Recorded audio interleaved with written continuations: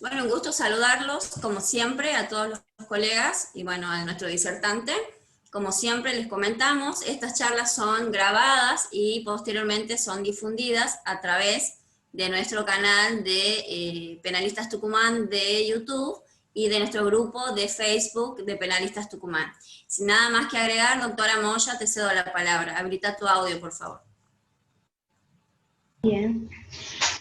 Bueno, es un gran placer presentar al doctor Humberto Ramírez Larraín, es máster en Criminología y Ejecución Penal de la Universidad Pompeu de Fabra, es licenciado en Ciencias Jurídicas de la Universidad Católica de Valparaíso, fue defensor público y privado y profesor titular y ayudante de la Universidad Nacional Guillermo Brown, es profesor y ayudante de la Universidad Pompeu de Fabra.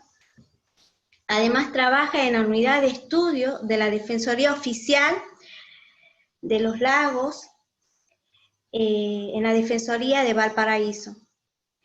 El doctor Humberto Ramírez nos va a dar una charla sobre el análisis comparativo y jurisprudencial tanto del artículo 205 del Código Penal argentino y el 318 del Código Penal chileno, una comparación jurisprudencial y de ambos sistemas jurídicos.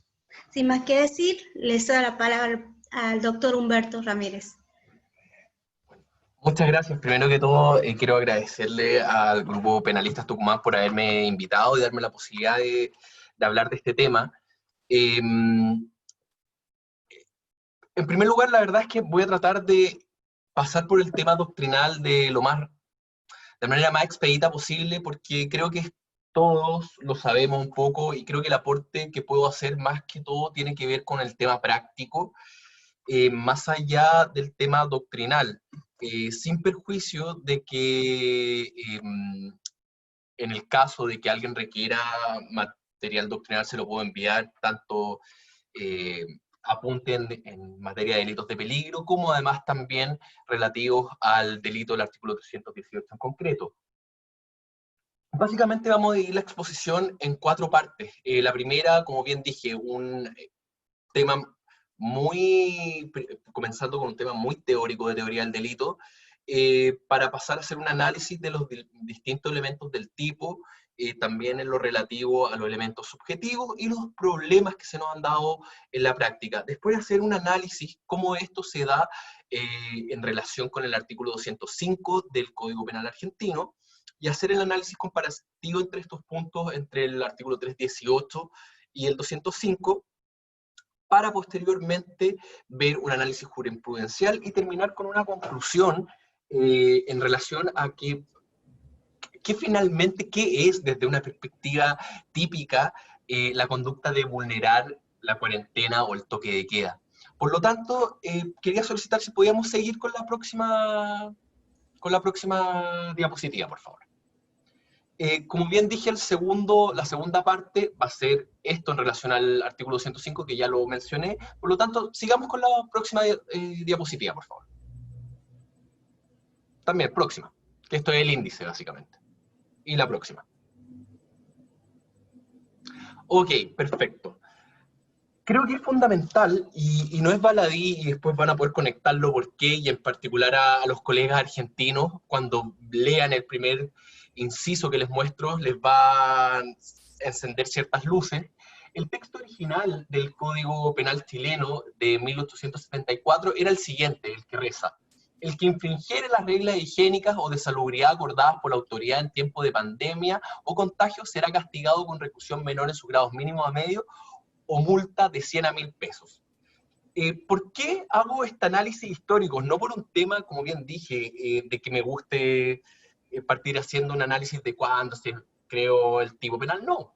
Porque creo que en este caso en concreto es de suma relevancia para el fin de esta exposición. Porque como bien dije, los colegas argentinos podrán ver de inmediato que la similitud entre el tipo penal del Código Penal chileno en 1874 es bastante similar al 205 del Código Penal argentino. En el año 1969 se modificó este tipo penal y lo más relevante fue primero que se añadió un elemento del tipo que alude específicamente a pusiera en peligro la salud pública. Y en esto quiero detenerme porque creo que es el elemento central para la discusión de qué tipo de delito desde la perspectiva de la clasificación, de la afectación al bien jurídico estamos. Y el segundo elemento que me parece de suma relevancia es debidamente publicadas por la autoridad, que esto tampoco es baladí, ¿ok? Continuemos, por favor, con la próxima diapositiva. Ahora bien, el 20 de junio del presente año se modificó el tipo penal en cuestión y se le agregaron 2 incisos, además también de que se aumentó la pena, tanto pecuniaria como la pena en el máximo, ya es de 61 a 3 años, cuando antes era 61 a 540. Ahora bien, quiero hacer una prevención y un spoiler, por decirlo así. Si usted hoy conversa con una persona del Ministerio Público en Chile, o incluso también puede ser una persona del Poder Judicial, les va a decir que la historia de la ley era realizar una reforma para sancionar a través de este tipo penal a las personas que habían infringido la cuarentena. Y lo cual en principio es cierto. Esa fue la intención del legislador. ¿Y por qué digo en principio? Porque si uno ve el Código Penal, perdón, uno ve el tipo, va a llamar poderosamente la atención que nada en la conducta cambió. La conducta es exactamente la misma. Por lo tanto, no podríamos señalar que lo sancionado es algo distinto. Insisto, esta idea la vamos a reproducir y a desarrollar a través de esta exposición, pero sí quiero ir dándoles luces de dónde centrarse. Ahora bien, creo esencial hacer una lectura del tipo actual, y el tipo actual señala lo siguiente: el que pusiera en peligro la salud pública por infracción de las reglas higiénicas o de salubridad debidamente publicadas por la autoridad en tiempo de catástrofe, epidemia, contagio, será penado con presidio menor en su grado mínimo a medio, eso quiere decir de 61 días a 3 años, o multa de 6 a 200 UTM. Para que se hagan la idea los amigos argentinos, una UTM son aproximadamente, una UTM son aproximadamente $60. Ese es el análisis aproximado. ¿Será circunstancia agravante de este delito cometerlo mediante la convocatoria a espectáculos, celebraciones o festividades prohibidas por la autoridad sanitaria en tiempo de catástrofe, pandemia o contagio? Este inciso es nuevo, está agravante. En los casos en que el Ministerio Público solicite únicamente la pena de multa de 6 unidades tributarias mensuales, se procederá en cualquier momento conforme a las reglas generales del procedimiento monitorio, siendo aplicable lo previsto en el artículo 398 del Código Procesal Penal. Tratándose de multas superiores, se procederá de acuerdo con las normas que regulan el procedimiento simplificado.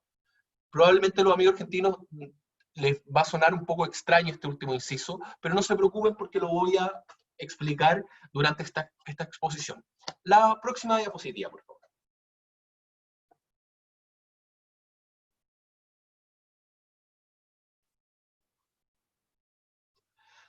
Ok, como bien dije, sin perjuicio de que tengo que confesar que a mí en lo personal me encanta la teoría general del delito, el objeto de esta exposición no es eso, por lo tanto en este sentido voy a pasar conceptos que voy a dar por conocidos, ¿ok?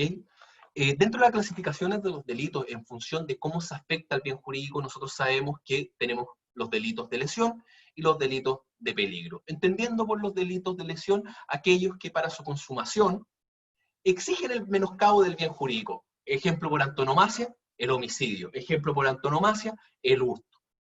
Y los delitos de peligro son aquellos, y así lo plantea el profesor Garrido Montt, que se satisface, es decir, entendemos que el delito está consumado con la creación de un riesgo para la lesión del bien jurídico. Básicamente, lo que se busca es adelantar la barrera punitiva y se satisface con la existencia de un riesgo para el bien jurídico que se busca proteger, que se busca amparar. Evidentemente, y resulta palmario que no es necesario lesionarlo. Un ejemplo por antonomasia, y yo creo que todos conocemos, por ejemplo, el abandono de menores, por ejemplo, la conducción en estado de ebriedad, por ejemplo, los delitos de microtráfico o tráfico de drogas. Ahora bien, en esto también quiero hacer me siento con un poco más de libertad también para dar mi opinión personal. Yo soy un firme creyente que los delitos de peligro abstracto no existen. No existen tal cual nos ha dicho la doctrina clásica que se definen. Insisto, voy a hacer un análisis posteriormente y qué es lo que yo entiendo por delito de peligro abstracto. ¿Ok? Pero en principio, entendemos por delitos de peligro concreto los cuales en que realmente se creó un riesgo para el bien jurídico. Por ejemplo, hay ciertos delitos de incendio en los cuales se sancionan, yo ahí les señalo a los que se manejan en el Código Penal chileno, el artículo 475, que se sanciona a aquel que realice un incendio, pero también haya puesto en peligro a otras personas o a otros muebles aledaños.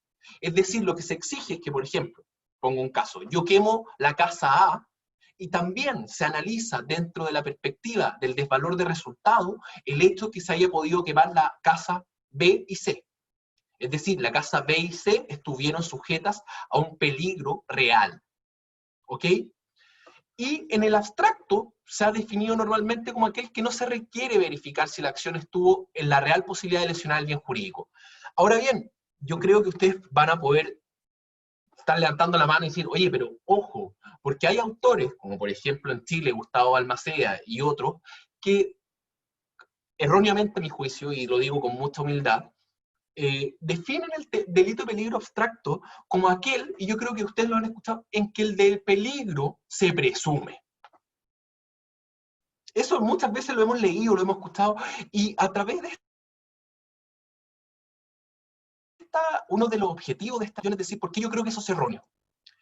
Y la clasificación intermedia es abstracto concreto, que yo también pienso que esta clasificación también es errónea, y me voy a hacer cargo después, que dice que efectivamente no se requiere probar un peligro efectivo, pero sí que la conducta sancionada sea per se peligrosa, per se idónea.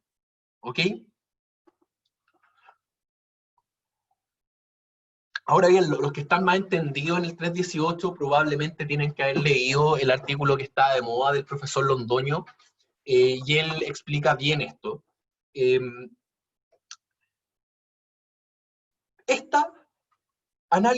esquema me interesa que lo tengan claro, porque yo creo que van a ser términos que van a salir a colación a través de esta exposición. ¿Ok? La próxima diapositiva, por favor. Ahora bien, me interesa que hagamos un análisis de los elementos del tipo. ¿Ok? Primero que todo, espera, devolvámonos un poquito, por favor, que quiero hacer se me quedó en el tintero algo. Primero que todo, quiero señalar que en el caso concreto respecto del artículo 318, mi opinión, y lo voy a señalar al final, pero creo que es importante decirlo al principio, mi opinión es que es un delito de peligro concreto. ¿Ok? ¿Por qué? Porque el tipo penal dice expresamente el que pusiera en peligro la salud pública. ¿Qué significa eso en términos prácticos? Que a juicio de quien habla, primero es necesario, para sancionar a la persona con ese tipo penal, primero de que el Ministerio Público acredite que la persona está contagiada, en este caso con el coronavirus. Y segundo, y más relevante, que pudo contagiar a alguien en el caso concreto. ¿Qué quiero decir con eso? Que no basta con que Humberto Ramírez salga a las 4 de la mañana, que tenga coronavirus, a caminar por la calle y que no haya habido ni un alma en la calle. No basta. En este sentido, y como les llamará la atención, lo primero que pueden sacar a colación es que hay una diferencia clara con, por ejemplo, la conducción en estado de ebriedad, que lo único que requiere el tipo penal es que la persona esté manejando ebria. Es decir, por ejemplo, con un grado de alcohol en la sangre. Es irrelevante para el tipo penal si es que habían 10 personas en la calle o 1000, o ninguna. Pero en este caso, yo creo que es fundamental exigirle más al tipo penal por análisis de proporcionalidad en la pena que voy a hacer a continuación. Y esto último, quiero que me lo cobren, porque va a estar en las conclusiones, en relación a lo importante que es hacer una interpretación sistemática de los tipos penales. ¿Por qué? Porque el principio de proporcionalidad es un principio básico en cualquier ordenamiento penal, porque es, a mi juicio, va de la mano con el principio de lesividad. Y en este sentido es fundamental que nosotros generemos una proporcionalidad en todo el ordenamiento jurídico penal. ¿Ok? Es decir, que no puede ser, cito un ejemplo, que un robo por sorpresa, un robo con intimidación, tenga una pena mayor que un delito de violación. Esto, que suena extraño, pasa en Chile. Es decir, en Chile, en abstracto, una persona que comete un robo con intimidación, es decir, oye tú, pásame tu, no sé, tu celular, o incluso algo más simple, pásame tu, qué sé yo, pensemos en algo que nos salga, el pan que estás comiendo, puede ser condenado, puede, en abstracto, a una pena de 15 años. Uno dice, sí, ¿cómo? Sí, no, en abstracto sí. Usted me va a decir, sí, lógico, nadie lo condenan por robar un pan con intimidación a 15 años, pero de que puede, puede. En cambio, un delito de violación propia, es decir, con intimidación, puede obtener una pena menor. Entonces, a eso es lo que quiero llegar, es que creo, y esto también lo planteo como un spoiler, que es fundamental, cuando analicemos la naturaleza del delito en relación a la afectación del bien jurídico, tener el criterio de proporcionalidad a mano. Ahora sí que sí, pasemos a la siguiente diapositiva. Ahora bien, este elemento del tipo normalmente no se menciona mucho, pero yo sí creo que es importante. ¿Y qué entendemos por en tiempo de catástrofe, epidemia, contagio? A mi juicio tenemos que dotarlo de un contenido objetivo. Porque si no, el elemento del tipo pasaría a ser un elemento descriptivo.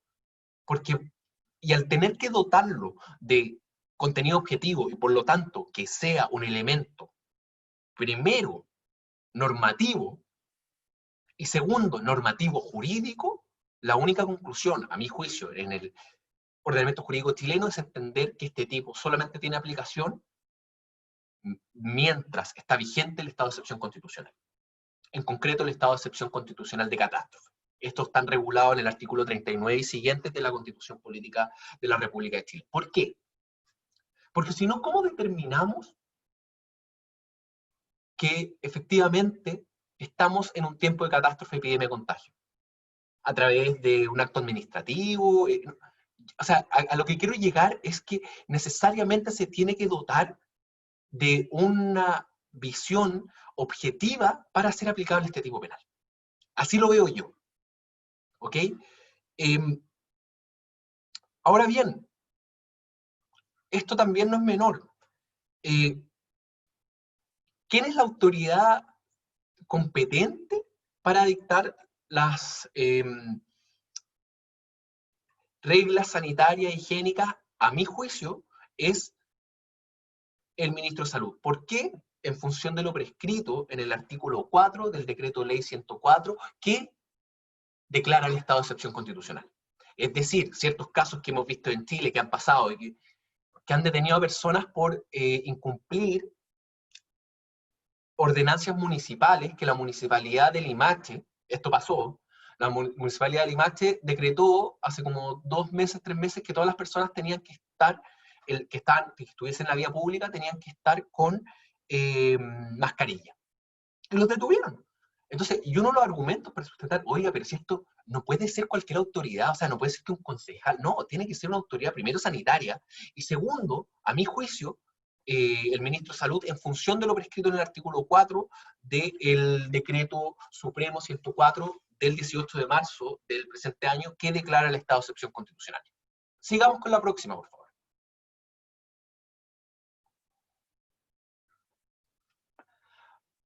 Podrán haber visto que dejé un elemento que se verá después, que es el tema de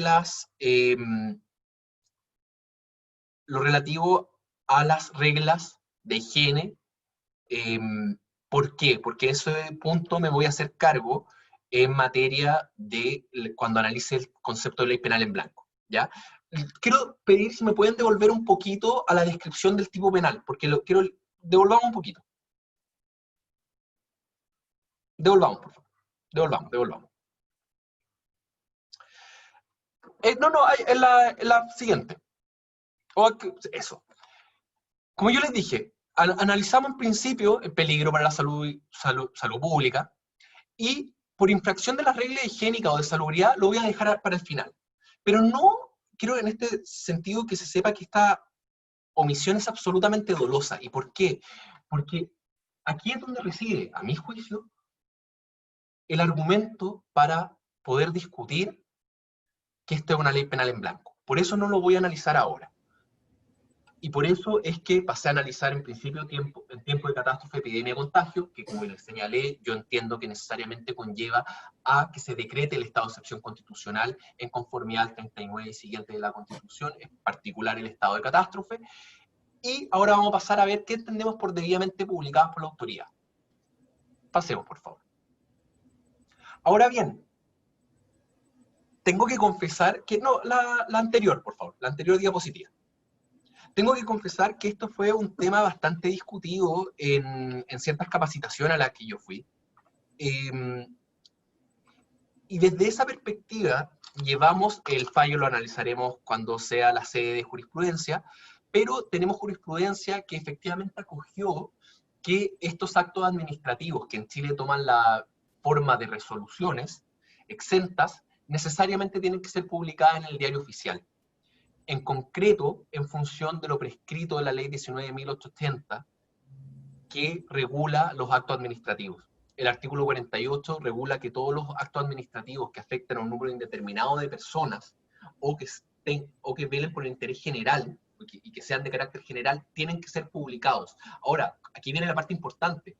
No solamente para efectos jurídicos en materia penal, sino que el artículo 49 plantea que sin esa publicación no produce ningún tipo de efecto. ¿Y por qué esto lo señalo? Porque eso conlleva que a las personas que estuvieron en la situación de ser sancionadas por resoluciones que no fueron publicadas, tampoco se les puede sancionar por la vía administrativa, que desde una perspectiva económica incluso puede ser más onerosa. Pasemos por favor a la siguiente diapositiva.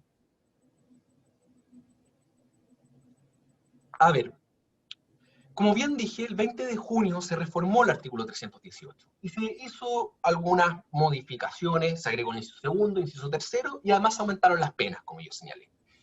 Vamos a lo práctico, que esto yo creo que es lo relevante. Primero, desde la perspectiva de la pena privativa de libertad, yo entiendo que no nos genera mayores problemas, porque la práctica nos ha enseñado que finalmente gran parte de estos ilícitos se terminan tramitando por el procedimiento simplificado, ¿ya? Que es el procedimiento en el cual normalmente el Ministerio Público o solicita una pena de falta o una pena de simple delito que no excede los 540 días.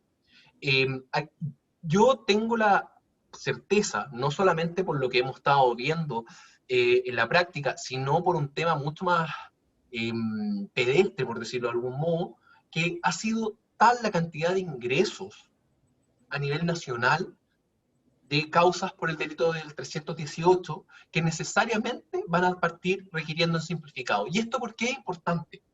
Porque existe jurisprudencia importante que señala que las medidas cautelares, salvo excepciones, por ejemplo, en materia de violencia intrafamiliar, no proceden en el procedimiento simplificado. Y ustedes me dirán, ok, perfecto, y el tema está en que hoy día en Chile tenemos a personas en prisión preventiva por este delito.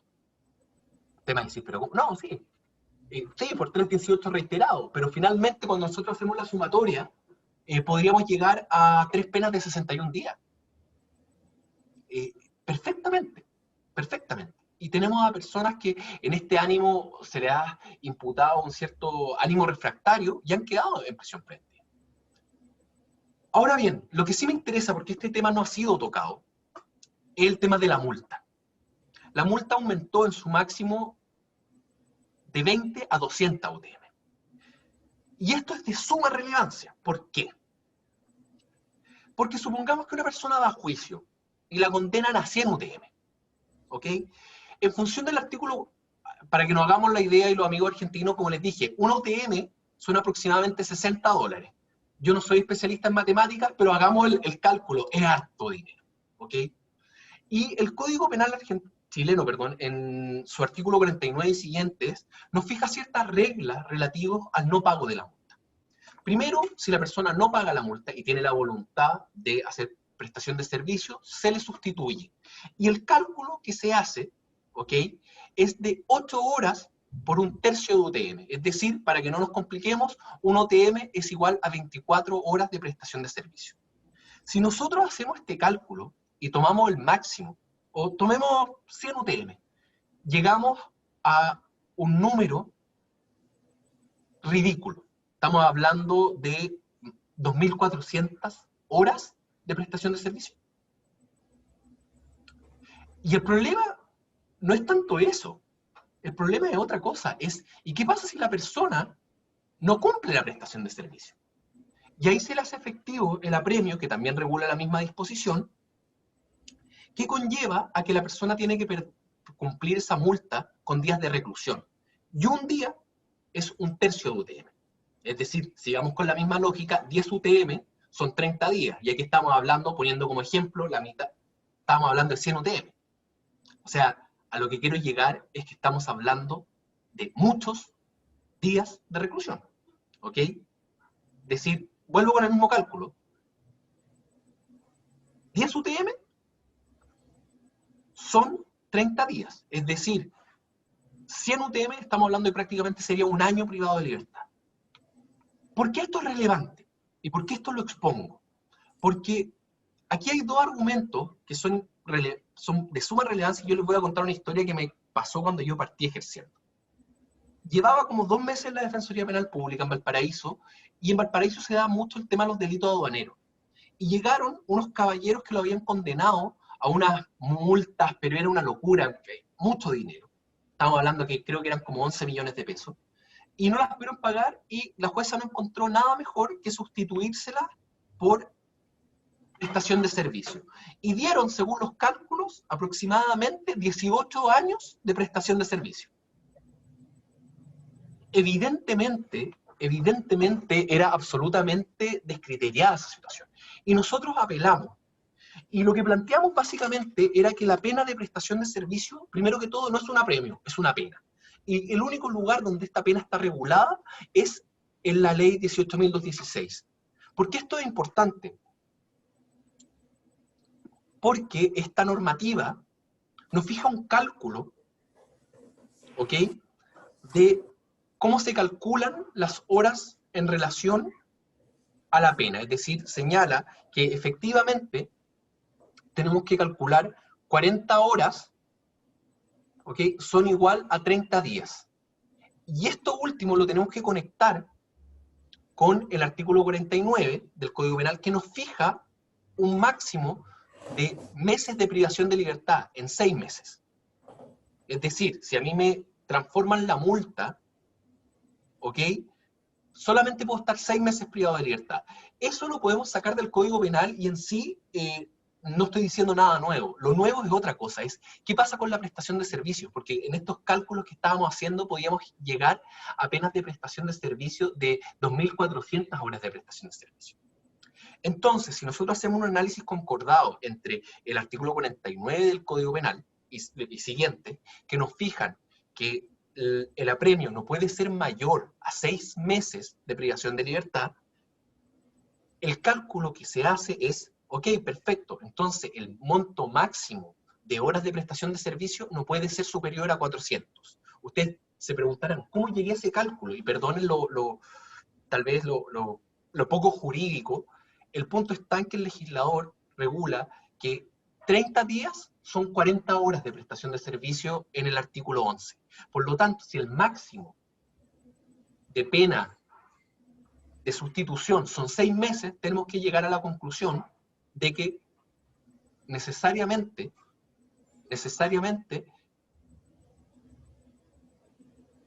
la pena no puede exceder, les dije 40, no puede exceder de 240 horas.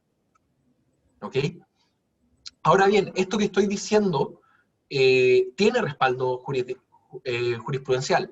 Y señala la Ilustrísima Corte de Apelaciones de Valparaíso en fallo 2034-2017 que para los efectos de determinar una conversión en los términos señalados precedentemente deberá aplicarse la normativa concordante entre el artículo 49 en relación con los artículos 11 y 12 de la ley 18.216 para arribar así a una conversión lógica, adecuada y coherente al efecto, debiendo al efecto citarse audiencia a la que deberán concurrir todas las partes interesadas. ¿Qué es lo que dice básicamente la Corte? Que necesariamente el máximo de horas a imponer de prestación de servicio es el límite de los 6 meses. Respecto a este punto, quería preguntar, ¿se entendió o no? Porque sé que tal vez es un poco complicado, y en particular para la gente que no ejerce, puede serlo, pero creo que es importante porque acuérdense de mí, estas cosas en un año más van a pasar, y se van a ver, y van a llegar personas condenadas por, no sé, 20 UTM, o 50 UTM, o 100 UTM, los que se vayan a juicio, y puede pasar esto. Entonces, mi pregunta es, ¿se entendió? Porque si quieren les puedo leer el artículo al cual hago referencia, si me permiten. A ver, voy a mostrárselo, esperen. Lo voy a leer para que se entienda mejor. Artículo 12. La duración de la pena de prestación de servicio en beneficio de la comunidad se determinará considerando 40 horas de trabajo comunitario por cada 30 días de privación de libertad. Si la pena originalmente impuesta fuere superior a los 30 días de libertad, corresponderá hacer el cálculo proporcional para determinar el número exacto de horas por las que se extenderá la sanción. En todo caso, la pena impuesta no podrá extenderse por más de 8 horas diarias. Básicamente, eso es donde yo saco este cálculo, ¿ok? Sigamos, por favor.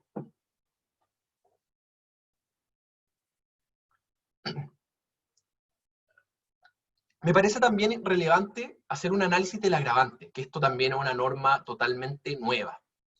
¿Y qué señala el agravante? Voy a hacer lectura de ella. Será circunstancia agravante de este delito cometerlo mediante la convocatoria de espectáculos, celebraciones o festividades prohibidas por la autoridad sanitaria en tiempo de catástrofe, pandemia, contagio. Ahora, la pregunta que a mi juicio cae de cajón, por decirlo así, es la siguiente. ¿Era necesaria? ¿Era necesaria la existencia de esta agravante? Y a mi juicio la respuesta es no. ¿Y por qué no? Porque primero que todo, ¿y por qué digo no? Porque esto perfectamente se podía analizar desde la perspectiva de la extensión del mal causado. Entendiendo, y en esto también quiero hacer un spoiler que me voy a hacer cargo a continuación, entendiendo que por lo menos respecto de quién habla, la noción de salud pública es un conjunto de saludes individuales.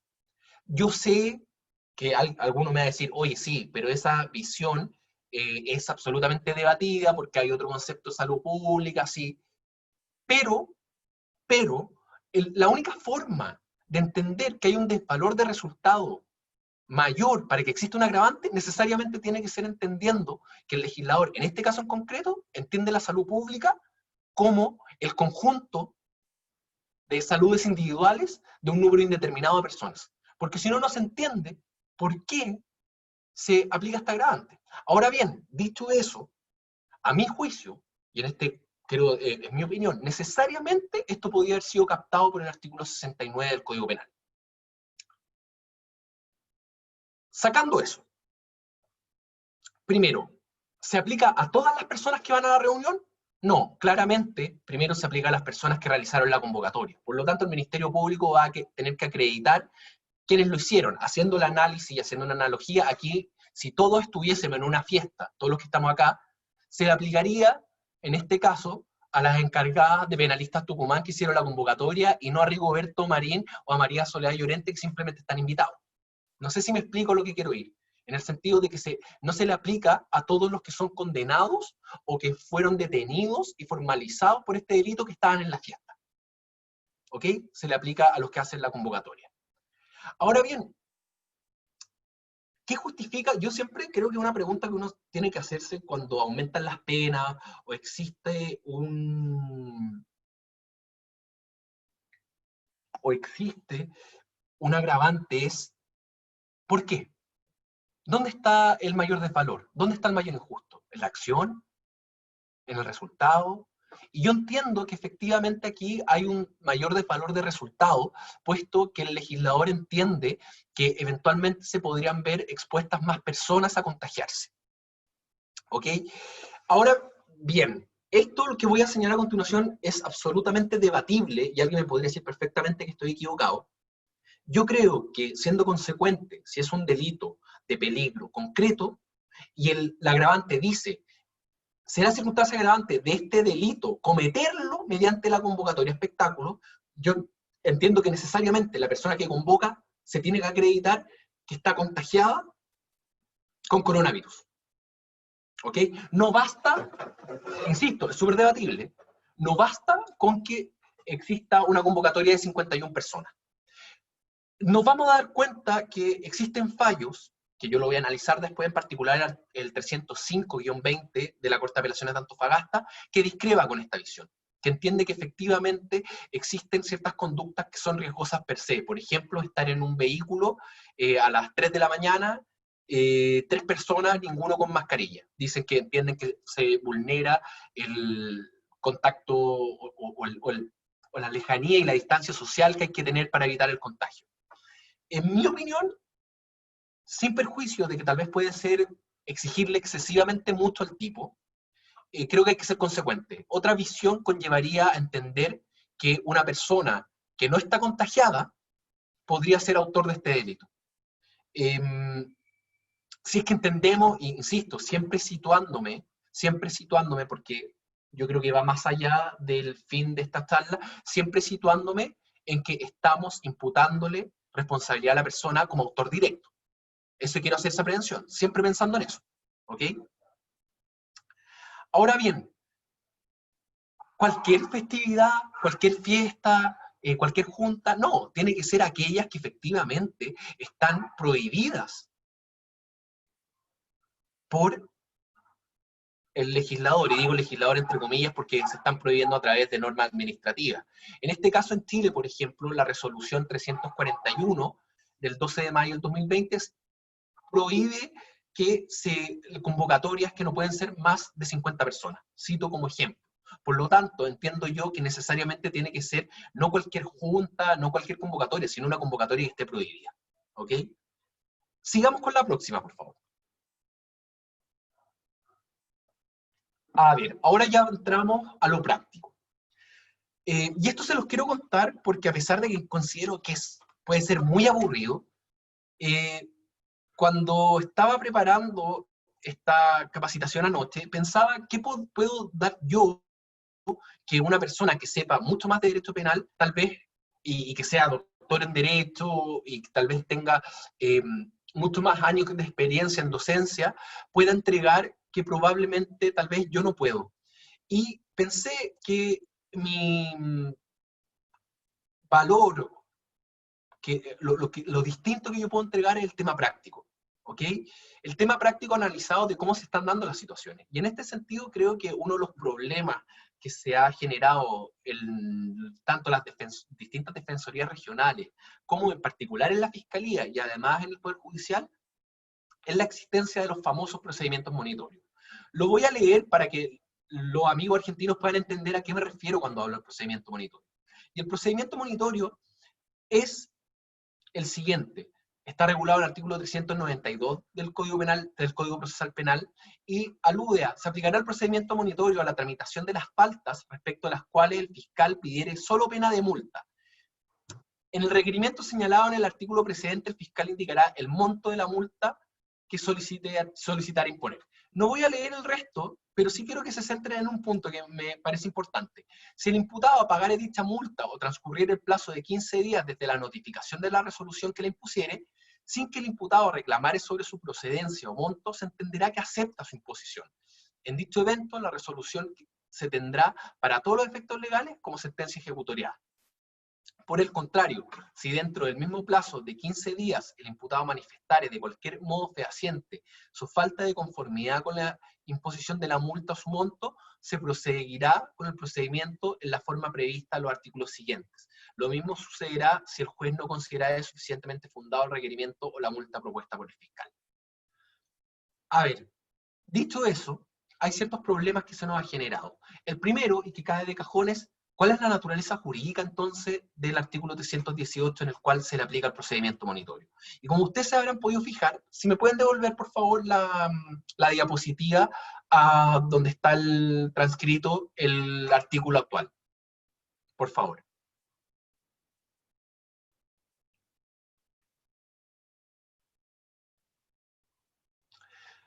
El inciso tercero, como bien dije, señala, en los casos que el Ministerio Público solicite únicamente la pena de multa de 6 UTM, se procederá en cualquier momento conforme a las reglas generales del procedimiento monitorio, siendo aplicable lo previsto en el artículo 398 del Código Procesal Penal. Tratándose de multas superiores, se procederá de acuerdo con las normas que regulan el procedimiento simplificado.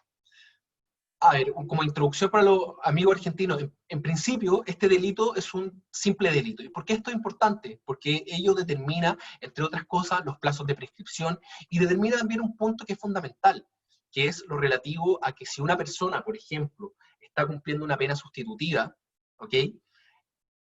Y es condenada por un simple delito, le revoca de pleno derecho esa pena sustitutiva. Volvamos, por favor, al tema del procedimiento monitorio.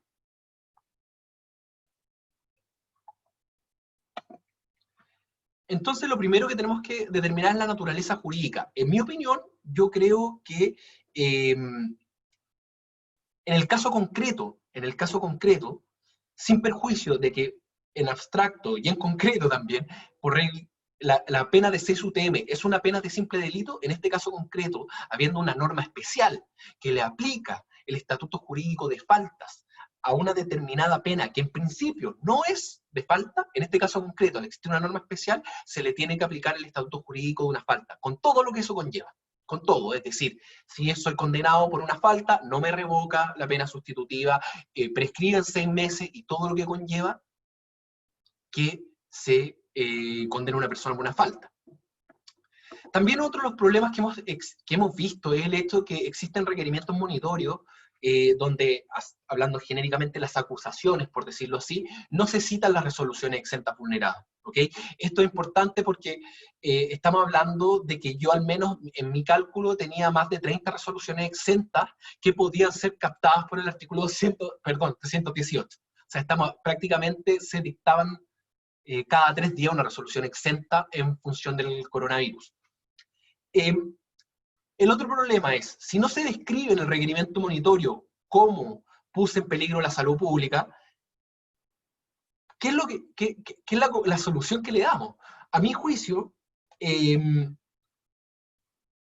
yo creo que, y esto lo voy a plantear en las conclusiones, pero si me plantean que esto es recalificable una falta, creo que es una opinión válida, la cual no comparto, por argumentos que voy a señalar a continuación, pero, por ejemplo, en la jurisdicción donde yo trabajo, han existido posiciones que efectivamente señalan que vulnerar el toque de queda o vulnerar la cuarentena solamente sería típica de una falta penal. Y esto es importante porque esta falta penal ni siquiera procede de la detención, ¿ya? En ese sentido, ha fallado la Corte de Apelaciones de Concepción y la Corte de Apelaciones de San Miguel. Me voy a hacer cargo del tema del hora de la vulneración del toque de queda, porque esto es importante en relación a la ley penal en blanco, y también creo relevante destacar que no es de suma relevancia determinar si el imputado estaba solo o acompañado, porque si nos compramos el cuento de que es un delito de peligro abstracto, concreto, como señala el profesor Londoño, necesariamente la conducta tiene que ser idónea. Y si la persona no estaba acompañada efectivamente y estaba solo caminando en la calle, la conducta a todas luces ex ante no es peligrosa. A juicio de quien habla, entiendo que y en esto quiero ser categórico, todas las detenciones que se han realizado en Chile por vulneración al toque de queda, a mi juicio, desde una perspectiva estrictamente legal, son ilegales. Porque esa conducta, en el peor de los casos, subsumible en una falta penal 495 número 1 o 496 número 1, ninguna de ellas procede la cautelar de detención, solamente la citación. Ahora bien, otro tema práctico que se ha dado, y que lo hemos visto en distintas regiones, es, si yo pido el sobreseimiento, por ejemplo, por los argumentos que estoy planteando, que efectivamente no se señala en el requerimiento cómo se afecta a la salud pública, ¿estoy reclamando el monitorio? ¿Y esto por qué es importante? Porque, y en esto tal vez los amigos argentinos los quiero contextualizar, pero los plazos, en este plazo de 15 días, está suspendido, ¿ya? Por una ley que entró en vigencia en función del coronavirus, que es la ley 21.226. Y el único que podría renunciar a ese plazo es el imputado. Y esto podría generar efectos muy nocivos, porque si entienden que yo como defensa, al pedir el sobreseimiento definitivo, estoy reclamando, y por lo menos tanto estoy echando a andar la máquina judicial y se va a citar audiencia, si el imputado no llega, le podrían decretar orden de detención. Entonces, yo creo que en ese sentido hay que tener cuidado con eso.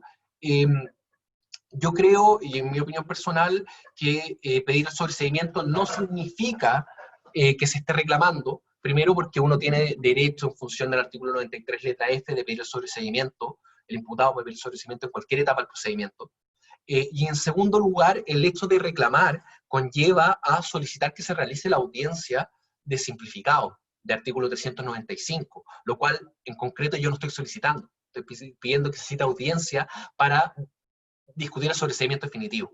En este sentido, creo que también es relevante entender este punto, porque puede generar en la práctica a los colegas defensores de Chile un gran perjuicio para el imputado. Otro punto que también hemos visto es, si el juez rechaza el procedimiento monitorio, ¿puede decretar el sobreseimiento definitivo? Aquí yo creo que va a ser el único momento de esta charla en que no voy a dar una opinión a favor de la defensa y tal vez a favor del Ministerio Público. Yo creo que al existir una norma especial, que es la del artículo 392, que señala de manera clara que la facultad que le entrega al tribunal es de rechazar el requerimiento y citar audiencia, es decir, que se tramite el procedimiento a través de las reglas del procedimiento simplificado, creo que esa es su facultad. Y pienso que no tiene facultades, al ser una norma especial, para decretar el sobreseimiento definitivo, sino más bien tiene que citar audiencia. Creo que esto es discutible en todo caso. Por último, si se rechaza el procedimiento monitorio, porque el juez entiende que la multa no es conforme a derecho, porque el juez entiende que no está suficientemente fundado, esa resolución es apelable por el Ministerio Público, y aquí tenemos jurisprudencia encontrada. La próxima, por favor. No les voy a... Bueno, primero, los fallos que tengo son ambos de la Corte de Apelaciones de San Miguel. La primera sala entiende que efectivamente es apelable y ha acogido recursos de hecho, puesto que señala que una vez que se rechaza el requerimiento monitorio, se hace imposible la continuación de dicho procedimiento y por lo tanto es enmarcable en el artículo 370 letra A. Yo en lo personal estoy absolutamente en contra de eso, porque no hay que olvidar que el procedimiento monitorio se enmarca dentro del simplificado, y si es que se rechaza el monitorio, lo que se hace es citar y se sigue el procedimiento bajo las reglas del procedimiento simplificado. El procedimiento monitorio es una especie dentro del género del simplificado, por lo tanto no podemos entender que efectivamente o se puso término al procedimiento, o se suspende por más de 30 días, o se hace imposible su continuación. Este criterio que estoy planteando lo recoge la misma Corte de Apelaciones de San Miguel, pero en la otra sala. Si les pido si pueden continuar la diapositiva, por favor. La otra diapositiva, ahí. Y, por ejemplo, en este fallo, efectivamente, la Corte de Apelaciones de San Miguel entiende que analiza el mismo criterio mío, es decir, no mío, que yo planteo, que es que efectivamente dicha resolución no es apelable. ¿Ya? El fallo, yo en todo caso les voy a mandar esto después para que no se rompan la cabeza tratando de anotarlo, pero básicamente plantea lo mismo. ¿Ok? Sigamos con la próxima, por favor.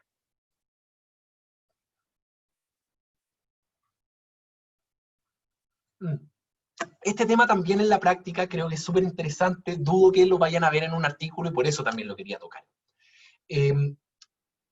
Hicimos con los defensores de adolescentes del lugar donde yo trabajo ciertos hallazgos que nos llamaron poderosamente la atención. Que se le estaba requiriendo en este procedimiento monitorio por la vulneración de las cuarentenas o el toque de queda, es decir, en conformidad a este artículo 318, como adultos. ¿Esto por qué es importante? Primero porque no se estaban pidiendo las sanciones reguladas en la ley de adolescentes, sino penas de multa, pero como adultos, sin aplicar el estatuto de adolescentes. Y lo más importante, sin aplicar la rebaja que prescribe la ley de adolescente en el artículo 21 de un grado de la pena. Sin perjuicio de eso, vimos ciertos requerimientos acogidos que evidentemente van a ser reclamados, en este caso se van a pedir sobreseimiento definitivo en Puerto Montt, como también vimos otros en que se rechazó y el juzgado de garantía sobreseyó por estimar que lo descrito era una pena de falta, era un delito o un hecho constitutivo de falta, del 496 número 1, y esa falta no es punible respecto de adolescentes en conformidad al artículo 1 de la ley 20.084. ¿Cuáles son las opciones que yo creo que vemos acá? Primero, en los requerimientos que se les pide pena como adulto, pedir sobreseimiento definitivo. ¿Por qué? Porque efectivamente concurre una eximente que es la de inimputabilidad, porque si yo le estoy pidiendo a un menor de edad pena como adulto, un menor de edad que tiene un estatuto sancionatorio especial, esa pena no es aplicable respecto de él y por lo tanto lo que corresponde es pedir el sobreseimiento en conformidad a lo antes dicho. Lo otro también es pedir el sobreseimiento señalando que lo que está descrito ahí es una falta que no es punible respecto del menor. Y lo otro también es plantear, que es lo que conversábamos, que efectivamente al hacerle aplicable el procedimiento monitorio se le aplica el estatuto de falta que tampoco es punible respecto del menor. Sigamos, por favor. Este punto creo que es de suma relevancia y tampoco se ha tocado mucho en las capacitaciones que he visto sobre la materia, y es el siguiente, es el artículo 2 de la ley 21.240 es de suma relevancia y de suma interés porque señala lo siguiente y prescribe lo siguiente. Tratándose de los condenados a la pena privativa de libertad establecida en los artículos 318, 318 bis, 318 ter del Código Penal, será aplicable preferentemente la pena sustitutiva de prestación de servicio en beneficio de la comunidad, prevista en el párrafo 3 del título 1 de la ley 18.216, sin atender a los requisitos específicos previstos en la letra A y B del artículo 11. Les quiero contar cuáles son esos requisitos. Y el artículo A, la letra A del artículo 11 dice, si la pena originalmente impuesta fuere igual o inferior a 300 días. Aquí quiero hacer un excurso, algo que se me quedó en el tintero. ¿Se acuerdan el fallo que les conté respecto de la prestación de servicios de Valparaíso? Lo que nosotros habíamos argumentado, y ahí se me quedó, fue que la pena de prestación de servicios no podía ser superior al cálculo de 40, o sea, si 300 días son 10 meses, la pena no podía ser superior a ese cálculo, es decir, un mes son 40 horas, por lo tanto, el monto máximo tenía que ser de 400. Ya 400 horas era el máximo de horas de prestación de servicio. Esto se los quería comentar porque se me había quedado en el tintero. Ahora cierro el excurso. Primero, la letra A del artículo 11 dice si la pena originalmente impuesta fuera igual o inferior a 300 días. Eso, en esta materia, no se aplica. Es decir, puede ser la pena incluso de 5 años, que es la pena máxima aplicable al 318 bis. Si existieran antecedentes laborales, educacionales o de otra naturaleza similar que justificaran la pena, o si los antecedentes personales del condenado, su conducta anterior y posterior al hecho punible y la naturaleza y modalidades y móviles determinantes del delito, permitieran presumir que la pena de prestación de servicio en beneficio de la comunidad lo disuadirá de cometer nuevo ilícito. Esto en concreto tampoco se aplica, así que no es necesario contar con un informe social, no es necesario, no. Lo único que se aplica es que si concurriera la voluntad del condenado a someterse a la pena. Y aquí viene el otro elemento interesante, que el inciso final de este artículo señala, esta pena procederá por una sola vez y únicamente para el caso en que los antecedentes penales anteriores del condenado hicieran improcedente la aplicación de las demás penas sustitutivas establecidas en la presente ley. Es decir, a contrario censo, cuando la pena sea efectiva. ¿Por qué esto es importante? ¿Me pueden mover la próxima diapositiva, por favor? Y aquí es de suma relevancia. ¿Por qué? Porque esto nos cambia todo el esquema en materia de cautelares. ¿Por qué? Porque cuando llegue esta persona que ha tenido 3 o 4 detenciones por el artículo 318, probablemente me van a pedir prisión preventiva porque van a decir que ha sido muy refractario, que ya le habían decretado el arresto domiciliario, etcétera, etcétera. Pero aquí lo que yo tengo que plantear es, oiga, ojo, magistrado, porque en cualquier hipótesis de condena, cualquiera, aunque esta persona tenga una sábana de antecedentes, tenga, o sea, 20 hojas en su extracto, siempre, según esta norma, va a tener derecho a una pena en libertad, es decir, de prestación de servicio. ¿Y por qué esto es relevante? Porque esto me conlleva a que mi prognosis de pena, una medida cautelar privativa de libertad, siempre va a ser desproporcionada. Y por lo tanto, ello conlleva a que necesariamente ese análisis yo se lo tengo que hacer al juez. Le tengo que decir, su señoría, ojo con esta norma, porque puede ser que esta persona, sin perjuicio de todos los antecedentes que tenga, puede optar a una pena de prestación de servicio. Y eso quiere decir que cualquier privación de libertad que se imponga como cautelar va a devenir en desproporcionada. La siguiente diapositiva, por favor. Siguiente. Sí, básicamente eso es lo que tenía que señalar respecto a esto. Siguiente. Porque ya me he demorado mucho, entonces voy a ir... A ver, esto es un temazo. Esto es un temazo. A mi juicio estamos en presencia de una ley penal en blanco, propia.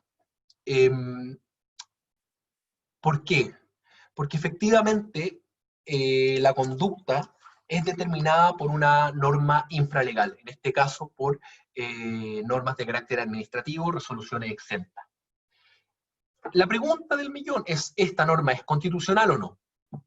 Y en principio, por lo menos en el ordenamiento jurídico chileno, las leyes penales en blanco propias son constitucionales. ¿Ok? Sigamos la próxima diapositiva, por favor. ¿Y por qué son constitucionales? Porque si uno analiza la historia de la Constitución de 1980, se aludía a que efectivamente la redacción primitiva del artículo 19, número 3, inciso final, aludía a que el término esté expresa y completamente descrita en ella. Pero el texto actual solamente alude expresamente, y en base a ese concepto y a esa exclusión del término completamente, se llegaba a la conclusión, y se llega a la conclusión de que lo relevante es que esté el núcleo de la conducta.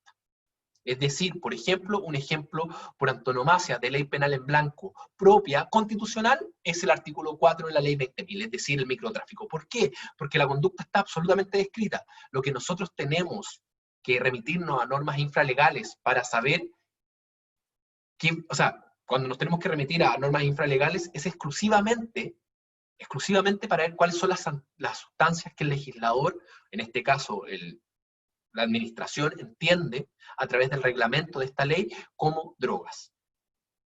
Pero este no es el caso.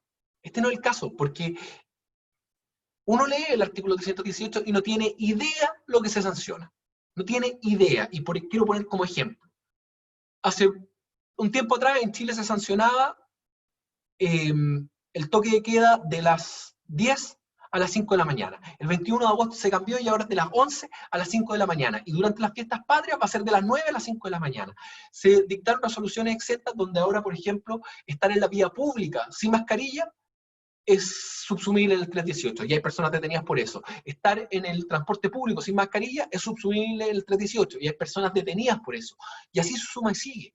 Es decir, el núcleo de la conducta a todas luces, está determinado a través de una norma infralegal, y por lo tanto vulnera abiertamente el principio de legalidad, y esa norma, a mi juicio, es inconstitucional.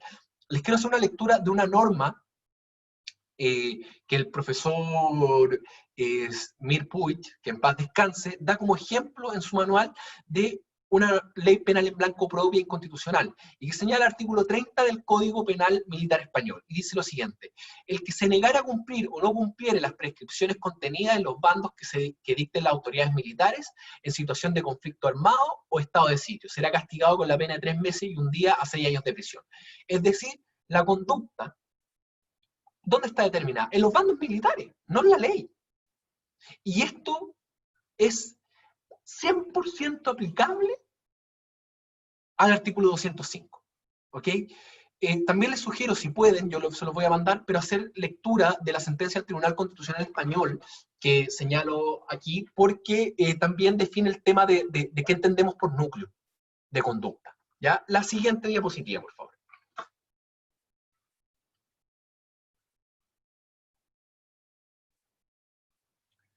Ya.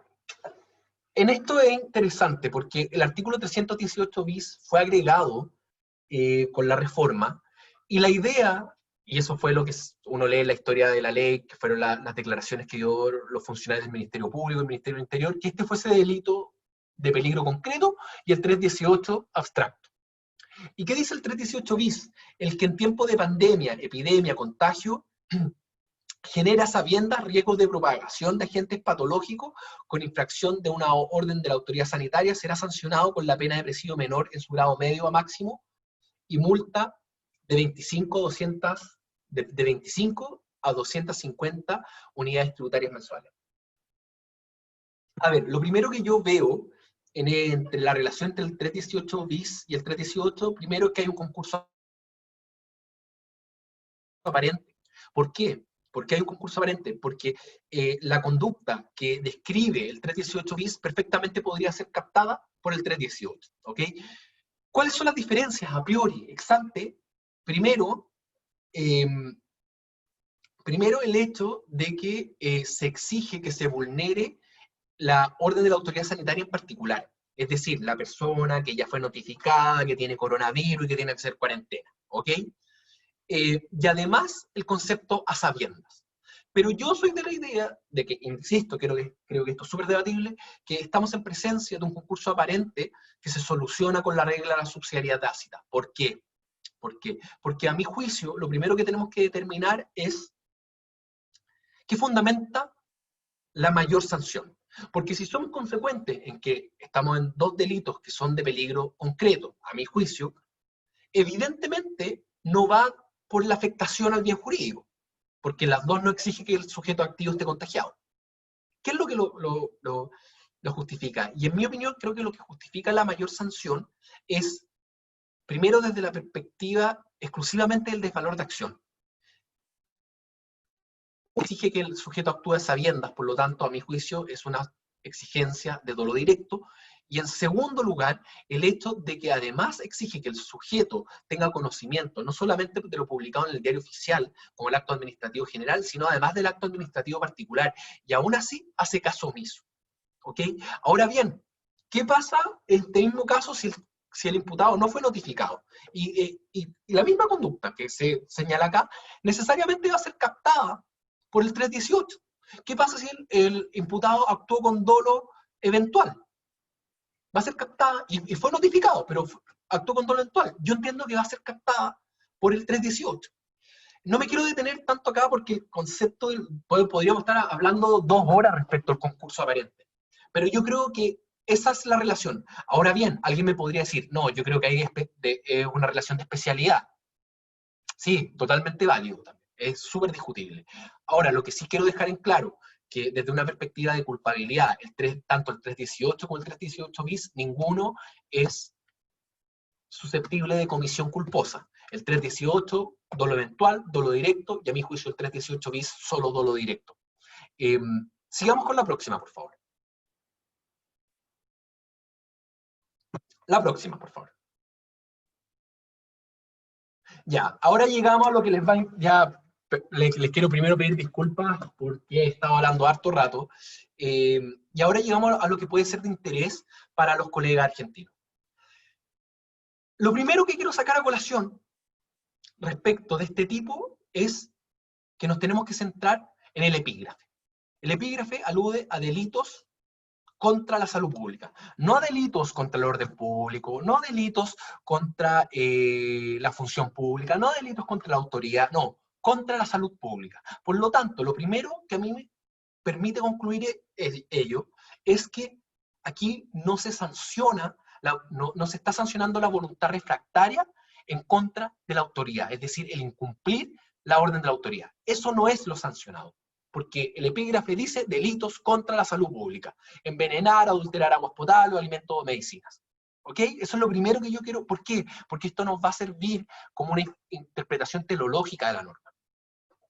¿Qué dice el artículo 205? Será reprimido con prisión de 6 meses a 2 años el que violare las medidas adoptadas por la autoridad competente para impedir la introducción o propagación de una epidemia. Aquí yo creo que no hay ninguna discusión de que estamos en presencia de un delito de peligro abstracto. También me atrevo a decir que no hay nadie podría discutir de manera razonable de que esto no es una ley penal en blanco propia. Porque claramente la conducta es violar las medidas adoptadas por las autoridades competentes. No sabemos qué autoridades, no sabemos si tienen que ser publicadas, o sea, tenemos que ir al acto administrativo. Y si uno parte pensando cuál es la lógica del principio de reserva de ley en el derecho penal moderno, primero un tema de igualdad ante la ley, pero segundo de legitimidad democrática de los tipos penales, pero también de conocimiento de la ley. Aquí yo creo que no hay legitimidad democrática respecto de esas normas administrativas, y segundo, ¿qué normas administrativas? ¿Cómo las voy a saber? Y aquí es donde me quiero centrar, que creo que puede ser el debate que puede ser más interesante para los colegas argentinos. Esto significa que si es de peligro abstracto, ¿se presume la afectación? Y mi respuesta es contundente. No. ¿Por qué no? Porque hay un concepto que muchas de las personas que dicen que se presume olvidan. El concepto básico, angular del derecho penal es, o uno de los angulares, el principio de lesividad, de afectación de bienes jurídicos. Es decir, para que exista un delito que sea legítimo, necesariamente debe proteger un bien jurídico. Y teniendo eso presente, y teniendo en base la presunción de inocencia, la prohibición de presunción de derecho de la responsabilidad penal, necesariamente el Ministerio Público tiene que probar la antijuricidad material. Ahora, ustedes me van a preguntar, ya, ok, listo, pero ¿y la diferencia de eso con el 318 que yo había señalado? La diferencia es evidente y no requiere un mayor ejercicio. ¿Cuál es la diferencia? Que aquí en este caso basta con que yo, por ejemplo, supongamos que voy a hablar en abstracto, con que yo vulnere la cuarentena contagiado y puedo haber estado solo, sin nadie que me rodee, para que la conducta sea antijurídica materialmente. ¿Ok? Pero en el caso chileno tiene que haber existido la posibilidad concreta, real, que yo pueda contagiar a alguien. Aquí quiero ser claro que la antijuricidad material no puede omitirse, no puede entenderse que se cumple con el requisito de antijuricidad con la mera antijuricidad formal. Eso es tipicidad. Y yo estoy hablando de Ministerio Público, usted pruébeme cómo esta persona afectó la salud pública. Salvo que alguien me diga, no, ¿sabes lo que pasa? Es que aquí este es un delito formal, y lo sancionado acá exclusivamente es actuar en contra de la voluntad estatal. Ok, yo le voy a decir, oiga, pero hágase cargo de lo que dice el capítulo 4. Y me puede rebatir mi contradictor. Entonces yo le voy a preguntar, oiga, ¿y en qué se diferencia esto, entonces, con una infracción administrativa? Y pidámosle algo más al tipo, por algo un delito. Y yo creo que ese algo más es eso. Ahora, ¿cuáles son las diferencias con el artículo 318? Claramente no se exige, nada se dice respecto de la publicación. Y el tema del peligro. Y en esto me quiero centrar. Si ustedes hacen un análisis y recuerdan la primera diapositiva, la similitud de este tipo penal con el tipo penal original del Código Penal chileno es relevante, es importante. La próxima diapositiva, por favor.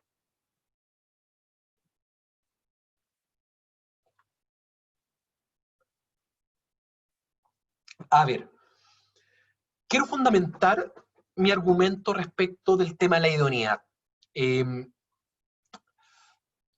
Y en ese sentido, quiero hacerle lectura de un fallo que es un poco largo y por eso lo resumí y no lo puse acá, que es un fallo que entiendo que es muy útil para lo que estamos hablando desde la perspectiva de los colegas argentinos.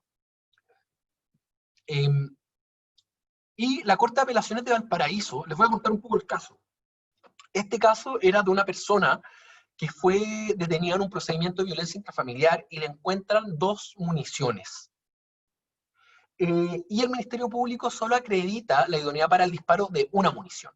Y el tipo penal que sanciona en Chile el porte de municiones habla de municiones en plural.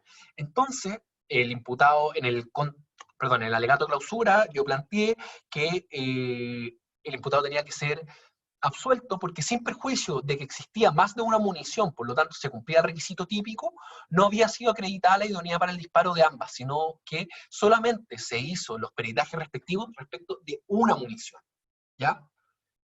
Y la respuesta que da el tribunal que condena es que es un delito de peligro abstracto y por lo tanto la antijusticia material se presume. Y les quiero leer qué fue lo que resolvió en los considerandos pertinentes la Corte de Apelaciones de Valparaíso.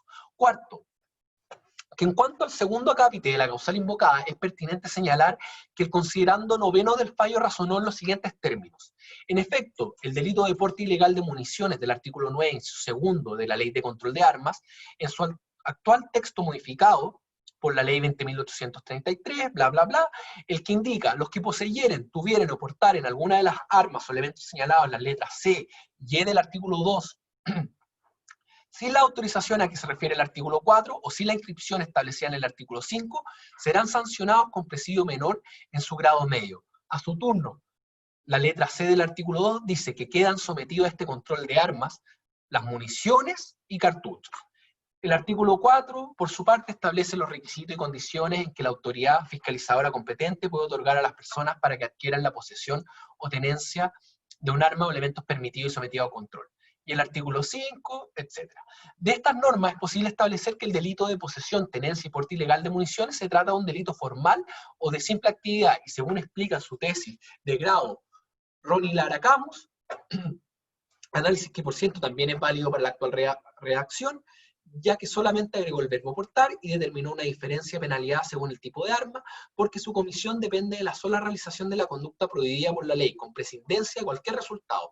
Por tanto, la sola concurrencia de la acción descrita en el tipo habilita la penalidad. Es un delito de peligro abstracto porque si bien se requiere de existencia de un peligro corrido por el bien jurídico, este es presumido de derecho, sin admitir prueba en contrario. Solo por el hecho de ejecutarse la acción prohibida por el tipo penal, se supone un adelantamiento de la barrera penal a momentos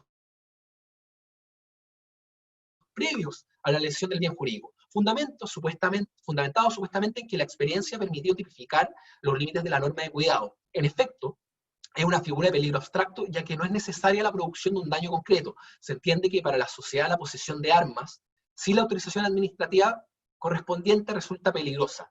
Finalmente, en este punto, aun cuando se estimare que por no haberse podido disparar el cartucho rotulado como C2 calibre .44, sí se pudo hacerlo con el C1 calibre .45, siendo ello suficiente para tener por configurado el delito de porte ilegal de municiones, no siendo necesario, como postula para ello el defensor, que tenga que acreditarse todos los elementos fácticos indicados en la acusación, sino que bastan los necesarios para tener por acreditado el delito supuesto por el ente persecutor, a fin de establecerlo y acoger la pretensión penal promovida con ese fin. Eso fue lo que falló el Tribunal de Juicio Oral en lo penal. Y yo recurrí de nulidad. Y esto es lo que resolvió la Corte de Apelaciones. Que conforme al artículo 1 del Código Penal, delito es toda acción u omisión voluntaria penada por la ley, concepto que, concordado con lo prescrito en el artículo 10 del mismo cuerpo normativo, permite sostener que para que se configure un delito es necesario que exista una acción típica, antijurídica y culpable.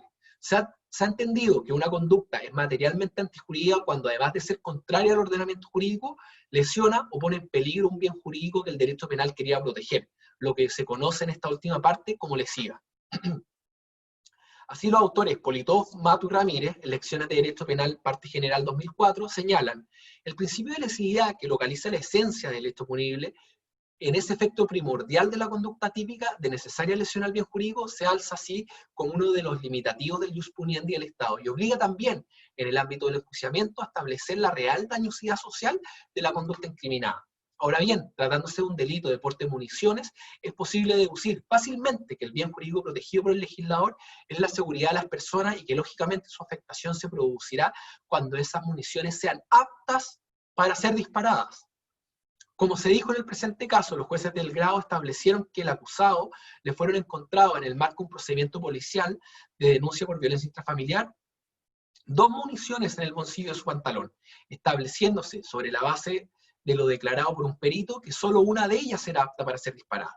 Según también ya se anticipó, los jueces de la instancia desestimaron el principio de lesividad, dado que el delito imputado es un ilícito de peligro abstracto, desatendiendo que para ello se configure un ilícito penal, debe razonarse si existe la lesividad de la infracción penal, en virtud de lo recién razonado, teniendo en cuenta que solo una de las municiones encontradas en uno de los bolsillos del pantalón del encartado fue calificada como apta para ser disparada, y ello en el marco de un hallazgo casual en un procedimiento policial de violencia intrafamiliar, solo era posible concluir, a la luz de lo exigido por el artículo 9 y segundo de la Ley de Control de Armas, que la conducta desplegada por el acusado carece del elemento de antijusticia material para ser considerada delito, pues no lesionó ni puso en peligro el bien jurídico protegido por la norma en cuestión, que requiere en ese sentido que las municiones sean aptas para ser disparadas, lo que no sucedió, y teniendo presente que la exigencia de la norma para la tipificación del delito es la pluralidad de municiones.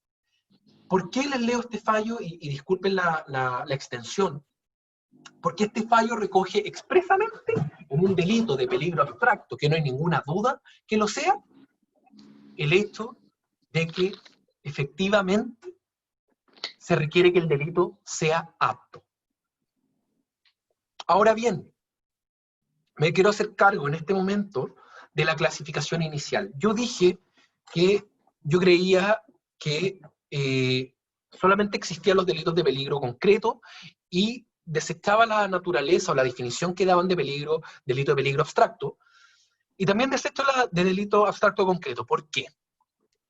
Porque, sin perjuicio de que entiendo que el razonamiento de aquellos que pregonan la existencia de delitos abstractos concretos es correcta, eso conlleva a entender que existen delitos de peligro abstracto en los cuales la afectación, la injusticia material, no requiere ser probada.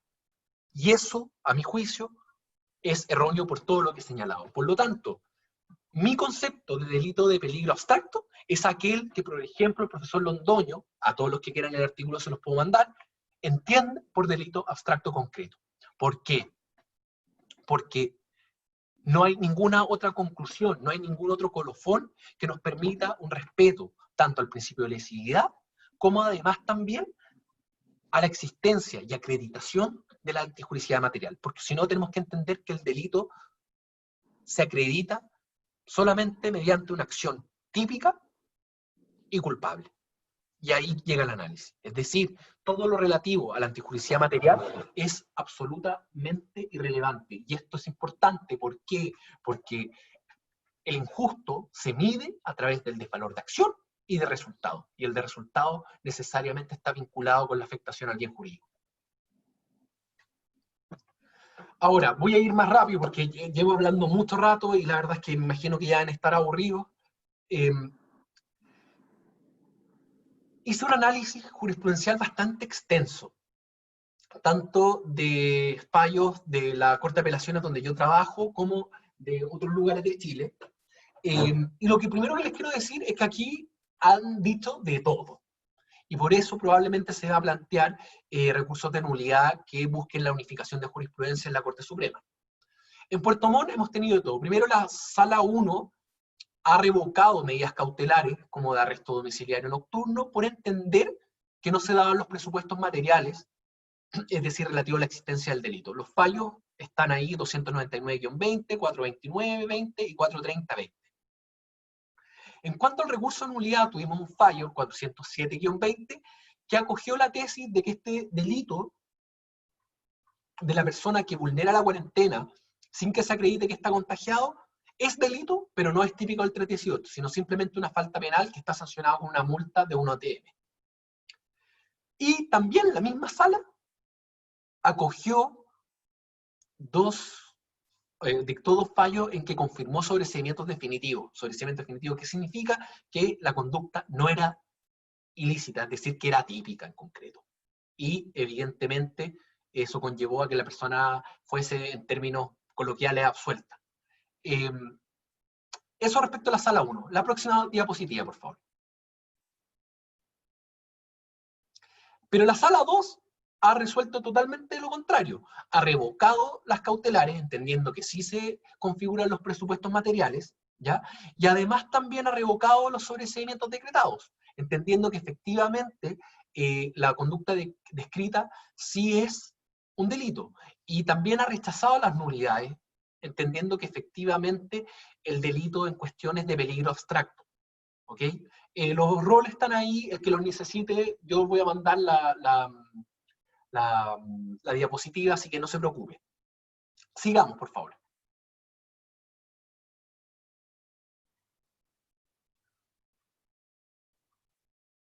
Uy, se nos quedó pegada la diapositiva.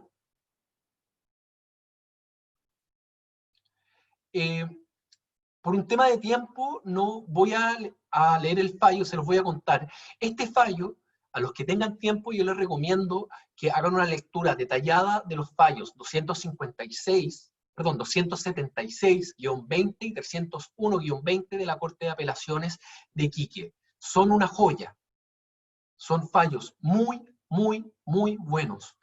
Me interesa que lo vean, pero miren, voy a simplemente leer el considerando que considero más relevante, que octavo, que parece acertado por ahora encuadrar el artículo 318 del Código de Documento en lo que se conoce como delito de idoneidad o de peligro abstracto concreto, es decir, no se está en presencia de un delito formal ni uno que requiera la acreditación de un peligro efectivo para alguien o algo determinado. En otras palabras, se trata de una figura que supone la verificación o acreditación de una determinada forma de peligrosidad o de idoneidad lesiva. Esto es, más que una situación de peligro per se, de una cuestión de peligrosidad que debe ser acreditada en el proceso penal.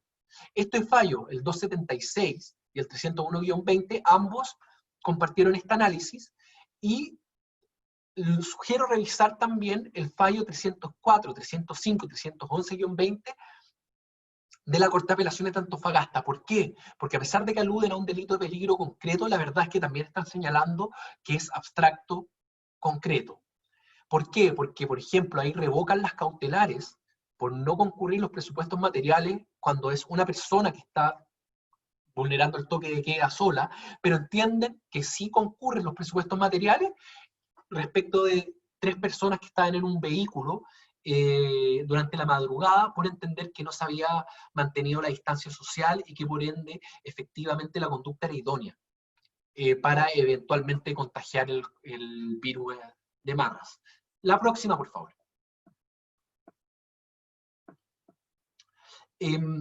Ahí, esto también quiero recogerlo porque es algo que yo creo que es interesante plantearlo. En definitiva, el problema de legitimidad de los delitos de peligro abstracto, al decir del profesor José Cerezo Mir, esto es, el reforzamiento del contenido del injusto material de los mismos, solo puede ser resuelto por el legislador transformando los delitos de peligro abstracto puros en delitos de aptitud para la producción de un daño o de peligro abstracto concreto. Esto, en terminología distinta, es exactamente lo que estaba planteando la Corte de Apelaciones en el fallo 2055-2017 que les hice lectura hace un rato. Y este argumento es excesivamente útil para la defensa en el tipo penal argentino. ¿Por qué? Porque si no existe ninguna duda que el delito del 205 es de peligro abstracto, eso no conlleva a que no tiene que ser apto para afectar el bien jurídico, más allá que esa afectación se tenga que dar en el caso concreto. ¿Ok? Aquí están, insisto, quiero remitirme al 5.7, que es el fallo que cité, pero el 301 también es muy bueno. Y también les sugiero revisar el 304, 305 y 311 en la Corte de Apelaciones de Antofagasta, que son muy, muy completos. Ahora bien, el 344-20 y 345-20 de la Corte de Apelaciones de Puerto Montt acogen y plantean lo que yo también soy partidario, de que efectivamente el 318 es un delito de peligro concreto, y no basta con acreditar que la persona esté contagiada, bueno, en el caso no se acreditó, sino que hay que además acreditar que efectivamente se estuvo en la situación específica de que hubo un riesgo real para el bien jurídico. Da para otra charla entrar a analizar qué entendemos por salud pública también, que eso es otro tema bien interesante y se discute mucho en lo relativo a delitos de tráfico y microtráfico de drogas. La próxima diapositiva, por favor.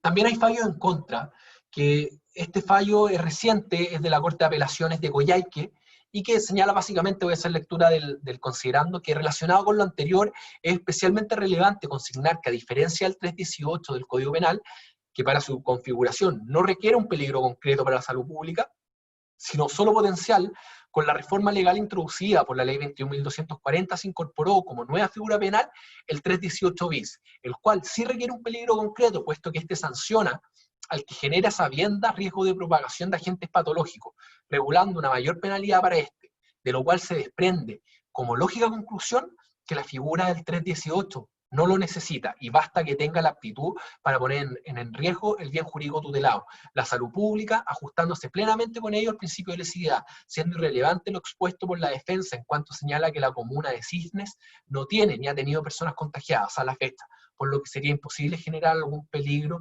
contra la salud pública, por lo que debió absolverse a su representada. Esta conclusión de la Corte de Apelaciones de Coyhaique a mí me parece impresentable. ¿Por qué digo impresentable? Porque la Corte de Apelaciones de Coyhaique olvida un pequeño detalle. No hubo ninguna modificación respecto de la conducta sancionada en el 318. Ninguna.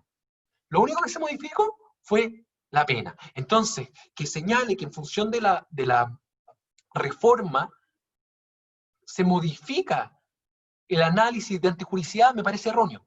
Porque el concepto de pusiera en peligro la salud pública sigue estando en el tipo penal. La próxima diapositiva, por favor. La próxima. Ahora bien, también hemos tenido la posición intermedia que plantea que efectivamente estamos en presencia de una falta penal, que es del 495 número 1, 496. Por ejemplo, los fallos del 508-2020 de la Corte de Apelaciones de Puerto Montt, el 1000-20 de la Corte de Apelaciones de San Miguel, y en el mismo sentido el 628-20 de la Corte de Apelaciones de Concepción también. Como podrán ver, lo que señalan prácticamente es que podría configurar una falta penal diversa o que podría configurar una infracción de reglamentos. Sigamos, por favor. Ahora bien, este caso me gustaría poder detenerme más tiempo, pero en honor a ello lo voy a analizar de manera muy sucinta. Lo que sucedió en la isla de Chiloé fue que la Secretaría Regional Ministerial de Salud decretó dictó una resolución exenta que solamente fue que obligaba a hacer cuarentena preventiva a todas las personas que ingresaran a la isla de Chiloé, ¿ya? ¿Cuál era el problema? Que esta resolución nunca fue publicada en el Diario Oficial, y por lo tanto, nosotros entendíamos que no cumplía con el requisito del artículo 48 y 49 de la ley 19.880, y por lo tanto no podía entenderse que concurría el elemento típico de debidamente publicadas. ¿Ok? Y efectivamente la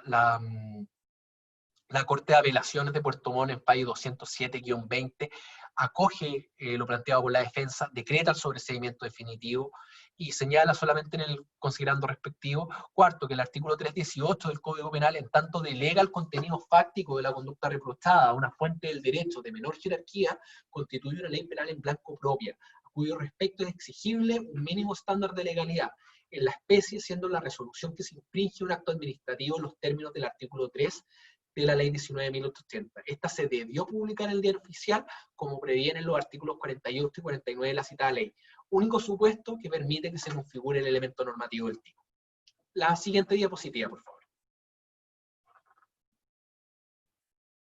La siguiente, porque no me voy a detener más en el fallo. Por último, se ha dado una situación bien particular en Chile con el tema de que el 21 de agosto entró en vigencia una resolución que modificó el horario del toque de queda. Antes era de 10 de la noche a 5 de la mañana y ahora pasó a ser de 11 a las 5. Y se planteó por la defensa de que esto conllevaba a que tenía que hacerse aplicación del artículo 18 del Código Penal, en particular que el inciso relativo, que si después de cometido el delito y antes de que se pronuncie sentencia de término, se promulgare otra ley que exima tal hecho de toda pena o le aplique una pena rigurosa, deberá arreglarse a ella su juzgamiento. Por lo tanto, ¿qué fue lo que nosotros sostenemos? Es que todas las conductas de personas que fueron detenidas y fueron requeridas o formalizadas entre el horario de las 20 horas, perdón, de las 22 horas a las 22:59, esa conducta hoy día es atípica y por lo tanto debe ser sobreseída.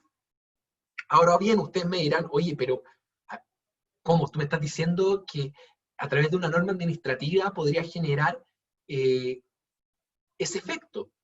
Y yo le estoy diciendo que sí. ¿Por qué? Porque si nos compramos el cuento de que efectivamente estamos en presencia de una ley penal en blanco propia, constitucional, como ha señalado el Ministerio Público, entonces tenemos que entender que es un elemento objetivo y normativo del tipo las normas infralegales que la complementan. Y por lo tanto, si la conducta punible es estar en la calle a las 10 y 1 de la noche, y después se decreta por la autoridad competente una resolución que señala que esa conducta ya no es punible, por lo tanto tenemos que llegar a la, perdón, que ya no es típica, por lo tanto tenemos que llegar a la conclusión de que sería el mismo efecto, exactamente el mismo efecto, que el día de mañana se decrete una ley se promulgue una ley que disponga que la conducta de, no sé, manejar bajo la influencia del alcohol en Chile ya no es de 0,3 grados de alcohol en la sangre a 0,8, sino de 0,5 a 0,8. Por lo tanto, ¿cuál sería el efecto que generaría? Que todas las personas que han sido condenadas o que están siendo procesadas por un manejo bajo la influencia con 0,3 y 0,4 deben ser sobreseídas. Porque esa conducta, la valoración social de esa conducta, es que ya no es delito. ¿Ok? La próxima diapositiva, por favor. A todo esto, y esto se planteó, y a pesar de que esta resolución no está firme, sí fue acogido, y quiero hacer lectura. Si después de cometido el delito, y antes de que se pronuncie sentencia a término, se promulgare otra ley que exima tal hecho de toda pena, o se le aplique una menos rigorosa, deberá arreglarse a ella su juzgamiento. Esto es, si la norma promulgada con posterioridad a la comisión de este hecho exime de pena la conducta materia de la formalización, esto es, el circular en la vía pública a las 22:35 horas, según la normativa posterior, no se estaría cometiendo ningún delito. Por lo tanto, tiene sustento a juicio de este juez lo que solicitado por la defensa, toda vez que en la actualidad no es constitutivo de delito circular a las 22:35 horas, por cuanto la resolución exenta 693 del Ministerio de Salud determinó que el horario de restricción comienza a partir de las 23 horas. Por lo tanto, no habiéndose dictado sentencia respecto del imputado del delito contemplado en el artículo 318 del Código Penal respecto de los delitos cometidos por ambos imputados el día 19 de mayo del 2020, día en el que estaban circulando las 22:35 horas, esta juez estima que en este caso resulta ser aplicable el artículo 18 del Código Penal, por lo tanto el tribunal acoge la solicitud de la defensa y se decreta el sobreseimiento definitivo parcial. En el mismo sentido, fallos 901-20, 982-20, 900-20, 818-20 y 873-20. Tengo que hacer la aprehensión que esto todavía no está firme, pero, me estoy quedando sin voz, perdón, pero sí me parece de suma relevancia destacar que los que están escuchando que son chilenos, les va a hacer ruido el hecho que durante las fiestas patrias el horario del toque de queda se adelantó 2 horas y ahora pasó a ser durante esos días de 9 a 5 de la mañana. Y ahí es donde yo me doy cuenta que efectivamente este razonamiento es correcto. Porque a contrario census, si no lo fuese, tendríamos que entender que las personas que transitan a las 9:10 de la mañana, 9:10 de la noche, disculpen, durante la cuarentena, no están cometiendo delito alguno.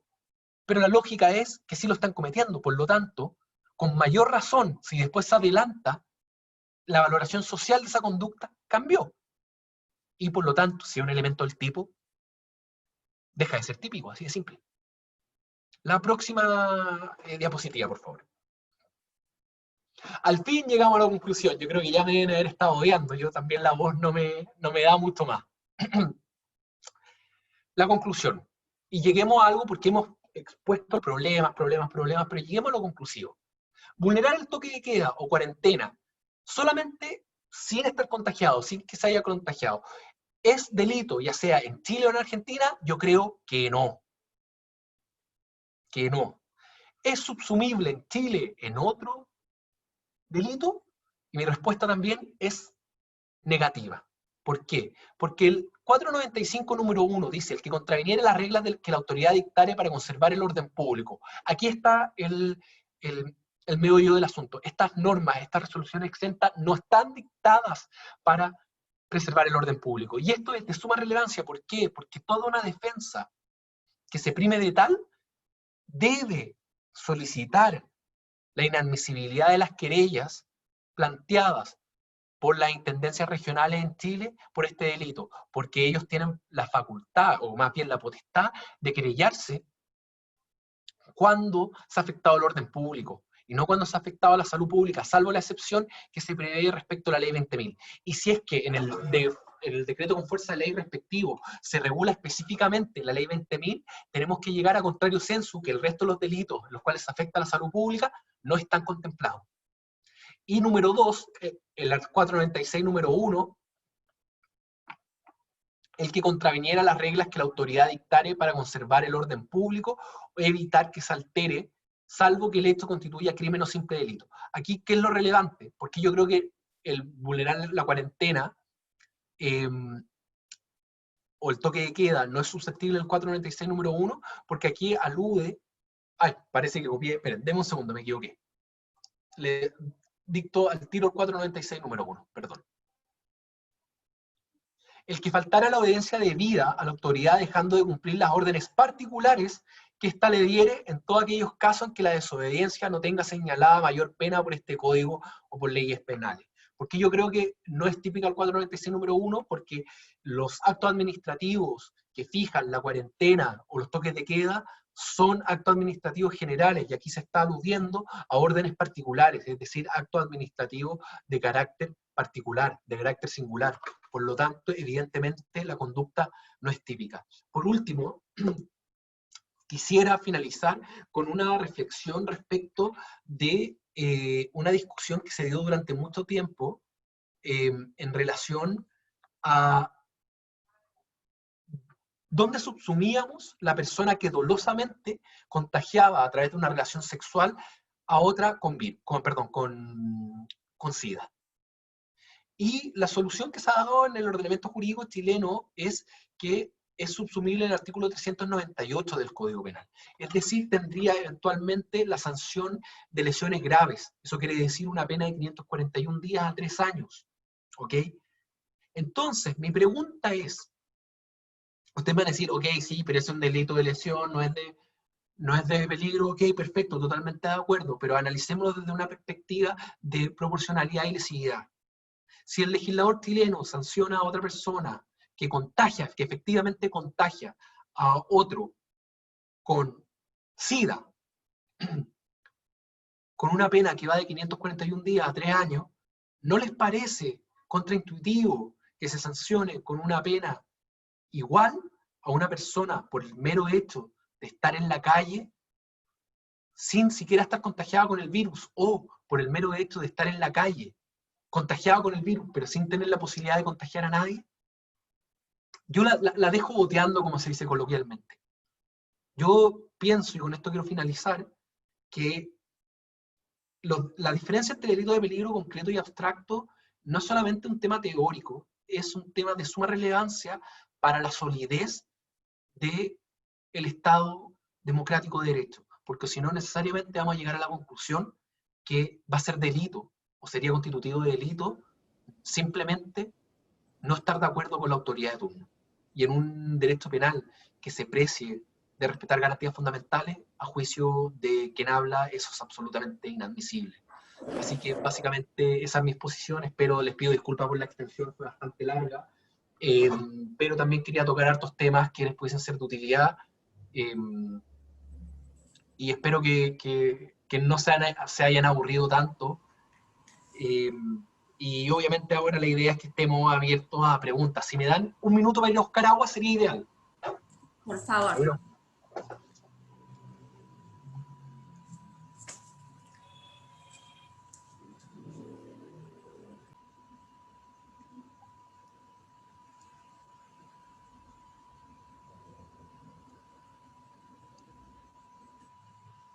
Me parece que fuiste muy claro en tu exposición, doctor, así que no le generaste ninguna duda a ningún colega. Igualmente, yo, si me permitís, te escuchaba muy atentamente cuando hablabas del monitorio, que es el procedimiento que se estaba aplicando en el caso de la afectación, si se quiere, a estos artículos.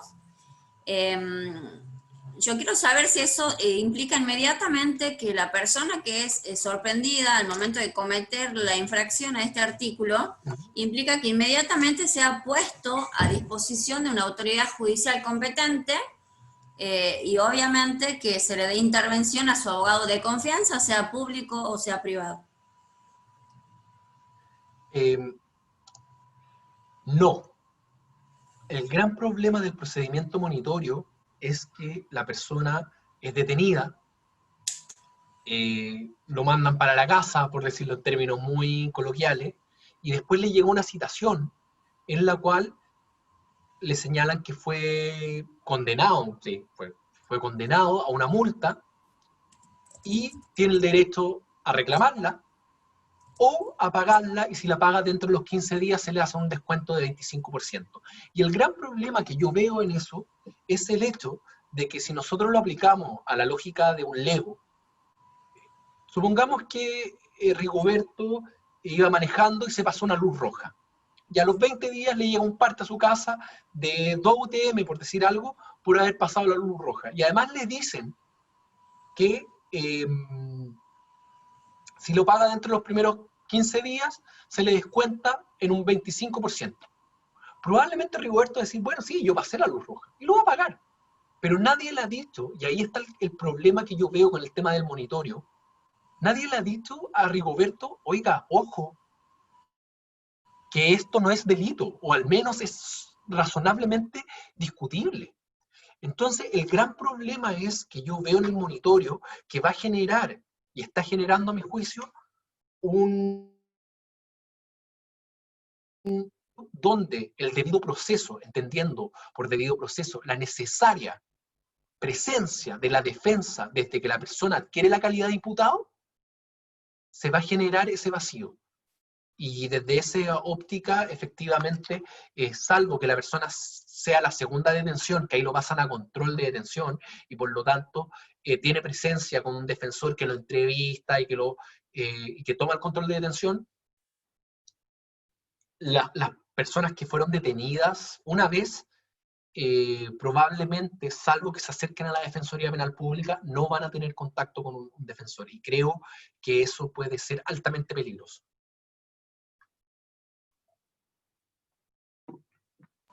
Doctora Hansen, no sé si algún otro colega quiere preguntar. La verdad, doctor, ha sido impecable, nos aclaró creo que todas las dudas. Realmente acá en la Argentina nos encontramos con una situación muy particular, sobre todo acá en la provincia de Tucumán, donde son detenidos en el momento, en este tiempo de cuarentena, y lo están tomando directamente con la justicia ordinaria, no con la justicia federal. Y no se está respetando nada, ni se está viendo, no hay una seguridad jurídica, para decirlo más claro. ¿Cómo podríamos hacer, o sea, para hacer una pregunta más concreta, cómo podríamos hacer, o sea, los letrados particulares, para que se comience a regir y comience a buscar la forma de encontrar una seguridad jurídica en todo este proceso que estamos viviendo? Mire, yo la verdad creo que es súper pretenciosa, Gloria, la pregunta, porque yo creo que esa seguridad jurídica ni siquiera acá en Chile está, porque tenemos, dependiendo de la sala o del tribunal donde te toque, puedes ser condenado, el tribunal puede entender, no que sea absuelto, puede entender que la conducta no es delito. Es decir, bajo ese criterio, la igualdad ante la ley está absolutamente conculcada. Yo creo que, voy a ser súper franco, respecto de materia procesal penal en Argentina, no me manejo, entonces creo que para poder responder esa pregunta con claridad tendría que manejarme en materia procesal penal, y ojalá el día de mañana podamos hacer una capacitación donde yo me prepare en materia adjetiva en materia adjetiva argentina, para poder también vincular el procedimiento chileno con el procedimiento argentino. Pero yo creo que la única forma de intervenir es a través de habeas corpus. En función de lo que ustedes me señalaban, que estábamos en una situación que prácticamente estas causas pasaban por debajo, por decirlo coloquialmente, yo la única forma que he podido intervenir, y lo digo en mi experiencia, como defensor, antes de que la causa se judicialice, es yendo a la comisaría. No hay ninguna otra forma. Y te lo comento, ¿sabes por qué? Porque tuvimos una situación similar cuando se da el estallido social en Chile. Hay muchos chicos que fueron detenidos por vulnerar el toque de queda. Y esa conducta, que fue el 495 número 1, no admite detención, solamente admite citación. Y lo que hacía la instrucción que daba el fiscal era que los dejaran detenidos hasta que finalizara el toque. Entonces de repente había personas que las detenían a las 9:30 de la noche y las soltaban a las 6 de la mañana. Entonces nosotros íbamos a la comisaría y le decíamos al carabinero, oiga, pero espera, ojo, esta persona está por el 495 número 1, sí. Y es una falta, ¿no es cierto? Sí. Que no admite detención, sí. ¿Y en qué calidad esta persona? No, es que lo tenemos retenido hasta que finalice el toque de queda. Pero él no está detenido, no. Pero está en el calabozo, sí. Y ahí lo único que quedaba era llamar al juez. Ahora, que el juez te vaya a pescar a esa hora de la madrugada es otra cosa, pero en teoría suena súper bonito. Pero yo creo que la única forma de intervenir es a través de una habeas corpus en la comisaría, porque si las causas no se están judicializando, no queda otra forma. No queda otra forma. Y evidentemente, desde esa óptica, yo creo que hay que plantearse seriamente y meter ruido respecto de si esta conducta es delito.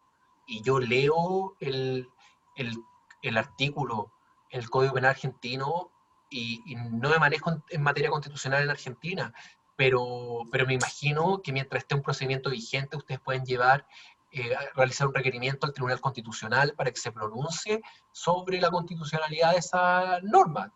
Estoy tirando ideas, no sé cómo funciona el sistema constitucional en Argentina, pero o sea, esa norma yo la leo y no sé, o sea, si me dicen a mí, me quiero portar bien y no quiero delinquir, no sé qué es lo que tengo que hacer. No lo sé. No lo sé. Porque de verdad no lo sé. Y eso, dicho en concepto y en idioma lego, es el ejercicio, es la prueba de legalidad de una ley penal para determinar si es en blanco o no. O sea, si yo sé cuál es la conducta sancionada, pasó la prueba de la blancura, por decirlo así. Si no sé, claramente no. Y yo creo que uno lee el artículo 205 y no sabe. O sea, yo no tengo idea. Podría ser, no sé, qué sé yo, que la resolución diga que pone en riesgo la salud pública andar con una camiseta de River en un barrio de Boca, por decir una... O sea, y uno te dice, pero ¿cómo tan estúpido? No, podría hacerlo, si podría en el acto administrativo decirlo, si no tiene ninguna legitimidad democrática. Y si es dictado por la autoridad competente, podría ser sancionado por eso. Entonces, el tema, yo insisto, el tema de ponerle coto a la sanción mediante el derecho penal de normas dictadas en conformidad al procedimiento administrativo y por autoridades que no tienen legitimidad democrática, es esencial. Y esto es increíble que en el siglo XXI estemos debatiendo acerca de esto, que fueron conceptos que Beccaria se pronunció en el siglo XVIII. Entonces, pero eso es lo que, perdona no haber sido muy concreto en la respuesta. Bien, Perfecto. Perdón, Gloria, a colación de lo que acabas de preguntar, bueno, más que nada, mostrarte, doctor, esto ocurrió acá en Tucumán, a partir del aislamiento preventivo social y obligatorio. Ya sabemos que el decreto de necesidad de urgencia es de nacional y es de fecha 20 de marzo. A abril de este año se habían producido acá en Tucumán, si lo podés ver ahí abajo dice, este martes se superaba la barrera de los 5.000 detenidos. ¿Qué es la particularidad de esto? Que a las personas se las llevaba a un galpón que había sido improvisado. Justamente el tipo establece para que no se propague la enfermedad. Vos podrás ver que ahí hay personas que están a muy corta distancia, ninguno de ellos tiene barbijo, están mezcladas las mujeres con los varones. ¿Y cuál es la particularidad de este procedimiento? Que en ninguna de esas detenciones intervino un abogado defensor. Y Analía, y entiendo que tampoco, sí. Y entiendo que tampoco un juez. Tampoco un juez, solamente interviene un juez en 3 detenciones. Lo que sí se hacía con las personas, y eso generó un gran debate acá en la provincia de Tucumán, y hace muy poco se declaró un procedimiento que estaba por, una audiencia que estaba por realizar un juez de cámara para determinar sobre la legalidad de estos actos, de estos procedimientos. Se hacía, obviamente, se le interviene a la gente, se le proponía un acuerdo de reparación, sería a cambio de su libertad, de alguna manera. O sea, ellos negociaban de alguna manera una multa con la persona, si tenía o no la posibilidad de pagarla. No intervenía ni un defensor público, ni un defensor privado, ni tampoco un juez, y se resolvía en el mismo acto en la comisaría o en este galpón donde la persona Pero, era privada de libertad. Analia, mi consulta es, supongamos que, por ejemplo, te pongo un ejemplo, y para no extenderme más, que una de esas personas hubiese sido tu padre, tu madre, tu hermano, y te llama. Tú vas a este galpón, tú ahí podrías haber agarrado el teléfono, llamar al juez, interponer lo que nosotros conocemos como recurso de amparo, la habeas corpus, y que el juez se constituyera ahí y decretara la ilegalidad de esa actuación. Porque tú me muestras eso, y yo creo que Rigoberto, que es compañero mío de trabajo, o sea, lo primero que pensamos es, pero esa cuestión es abiertamente ilegal, abiertamente ilegal. O sea, y más teniendo presente el pequeño detalle que tú has marcado, o sea, con que uno de esos estuviese contagiado, probablemente se iban a contagiar todos.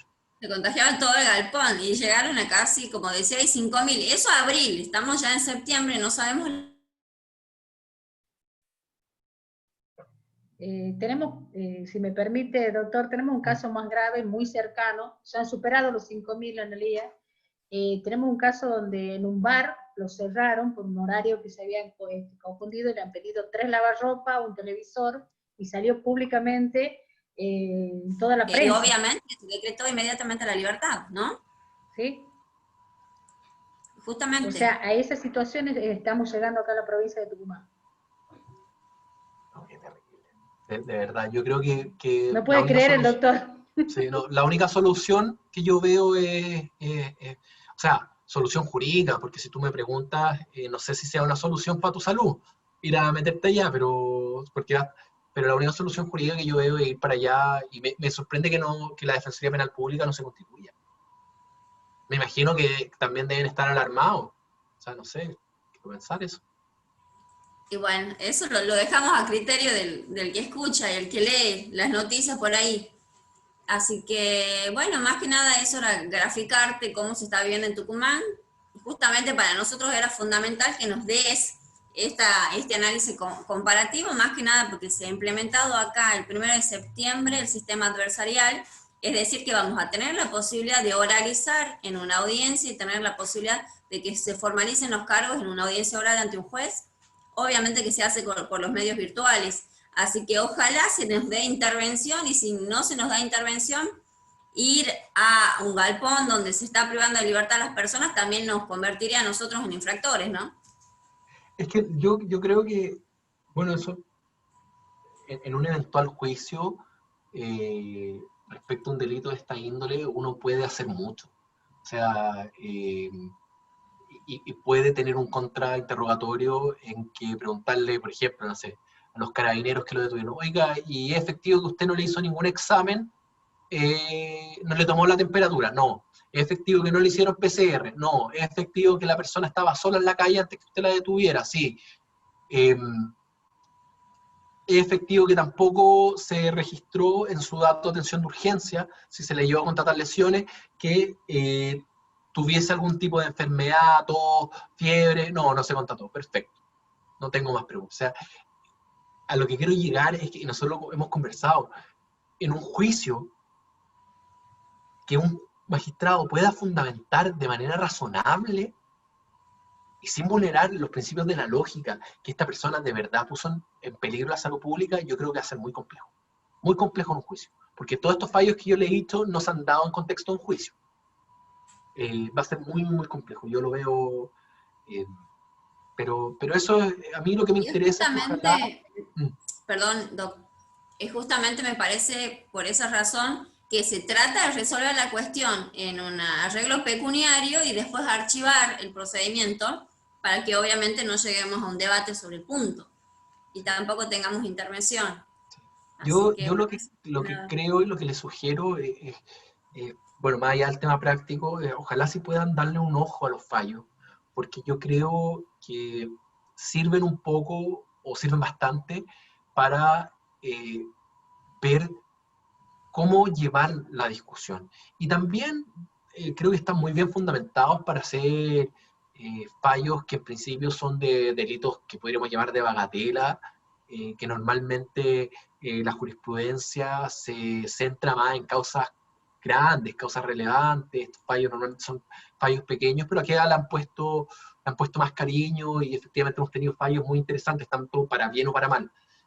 Pero eso es lo que yo les puedo contar, espero que haya sido de utilidad, les pido las disculpas por lo largo y también les pido las disculpas porque me hubiese gustado poder contar con jurisprudencia argentina para poder compararla, pero lamentablemente como ustedes me habían contado que estaba en esta situación de que las causas no se estaban judicializando, eh, era muy complejo hacer un análisis del procedimiento de los 200, de las causas en Argentina si ni siquiera se están judicializando. Entonces nos limitamos a un análisis teórico que yo creo que tampoco hay que ser muy brillante para llegar a las conclusiones que se llegan respecto al artículo 205. Así que eso es lo que les puedo, espero que sea de utilidad y después yo mando la... Ah, pero te mandé Sí, ya las tengo. así que Bueno, cualquier más que nada cosa... agradecerte, Oye, doctor, tu tiempo, tu conocimiento, a los colegas que están presentes un día viernes a esta hora y por tu tiempo, por supuesto. Y gracias a todos los colegas.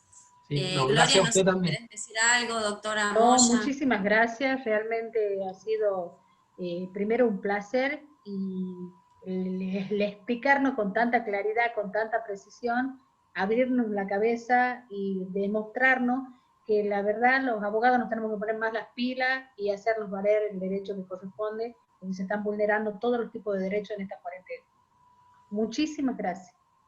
No, gracias a ustedes por invitarme, de verdad lo pasé súper bien eh, y ojalá se pueda repetir. Muchas gracias. Muchas gracias. Hasta Chao luego. a todos, gracias. Chao, chao.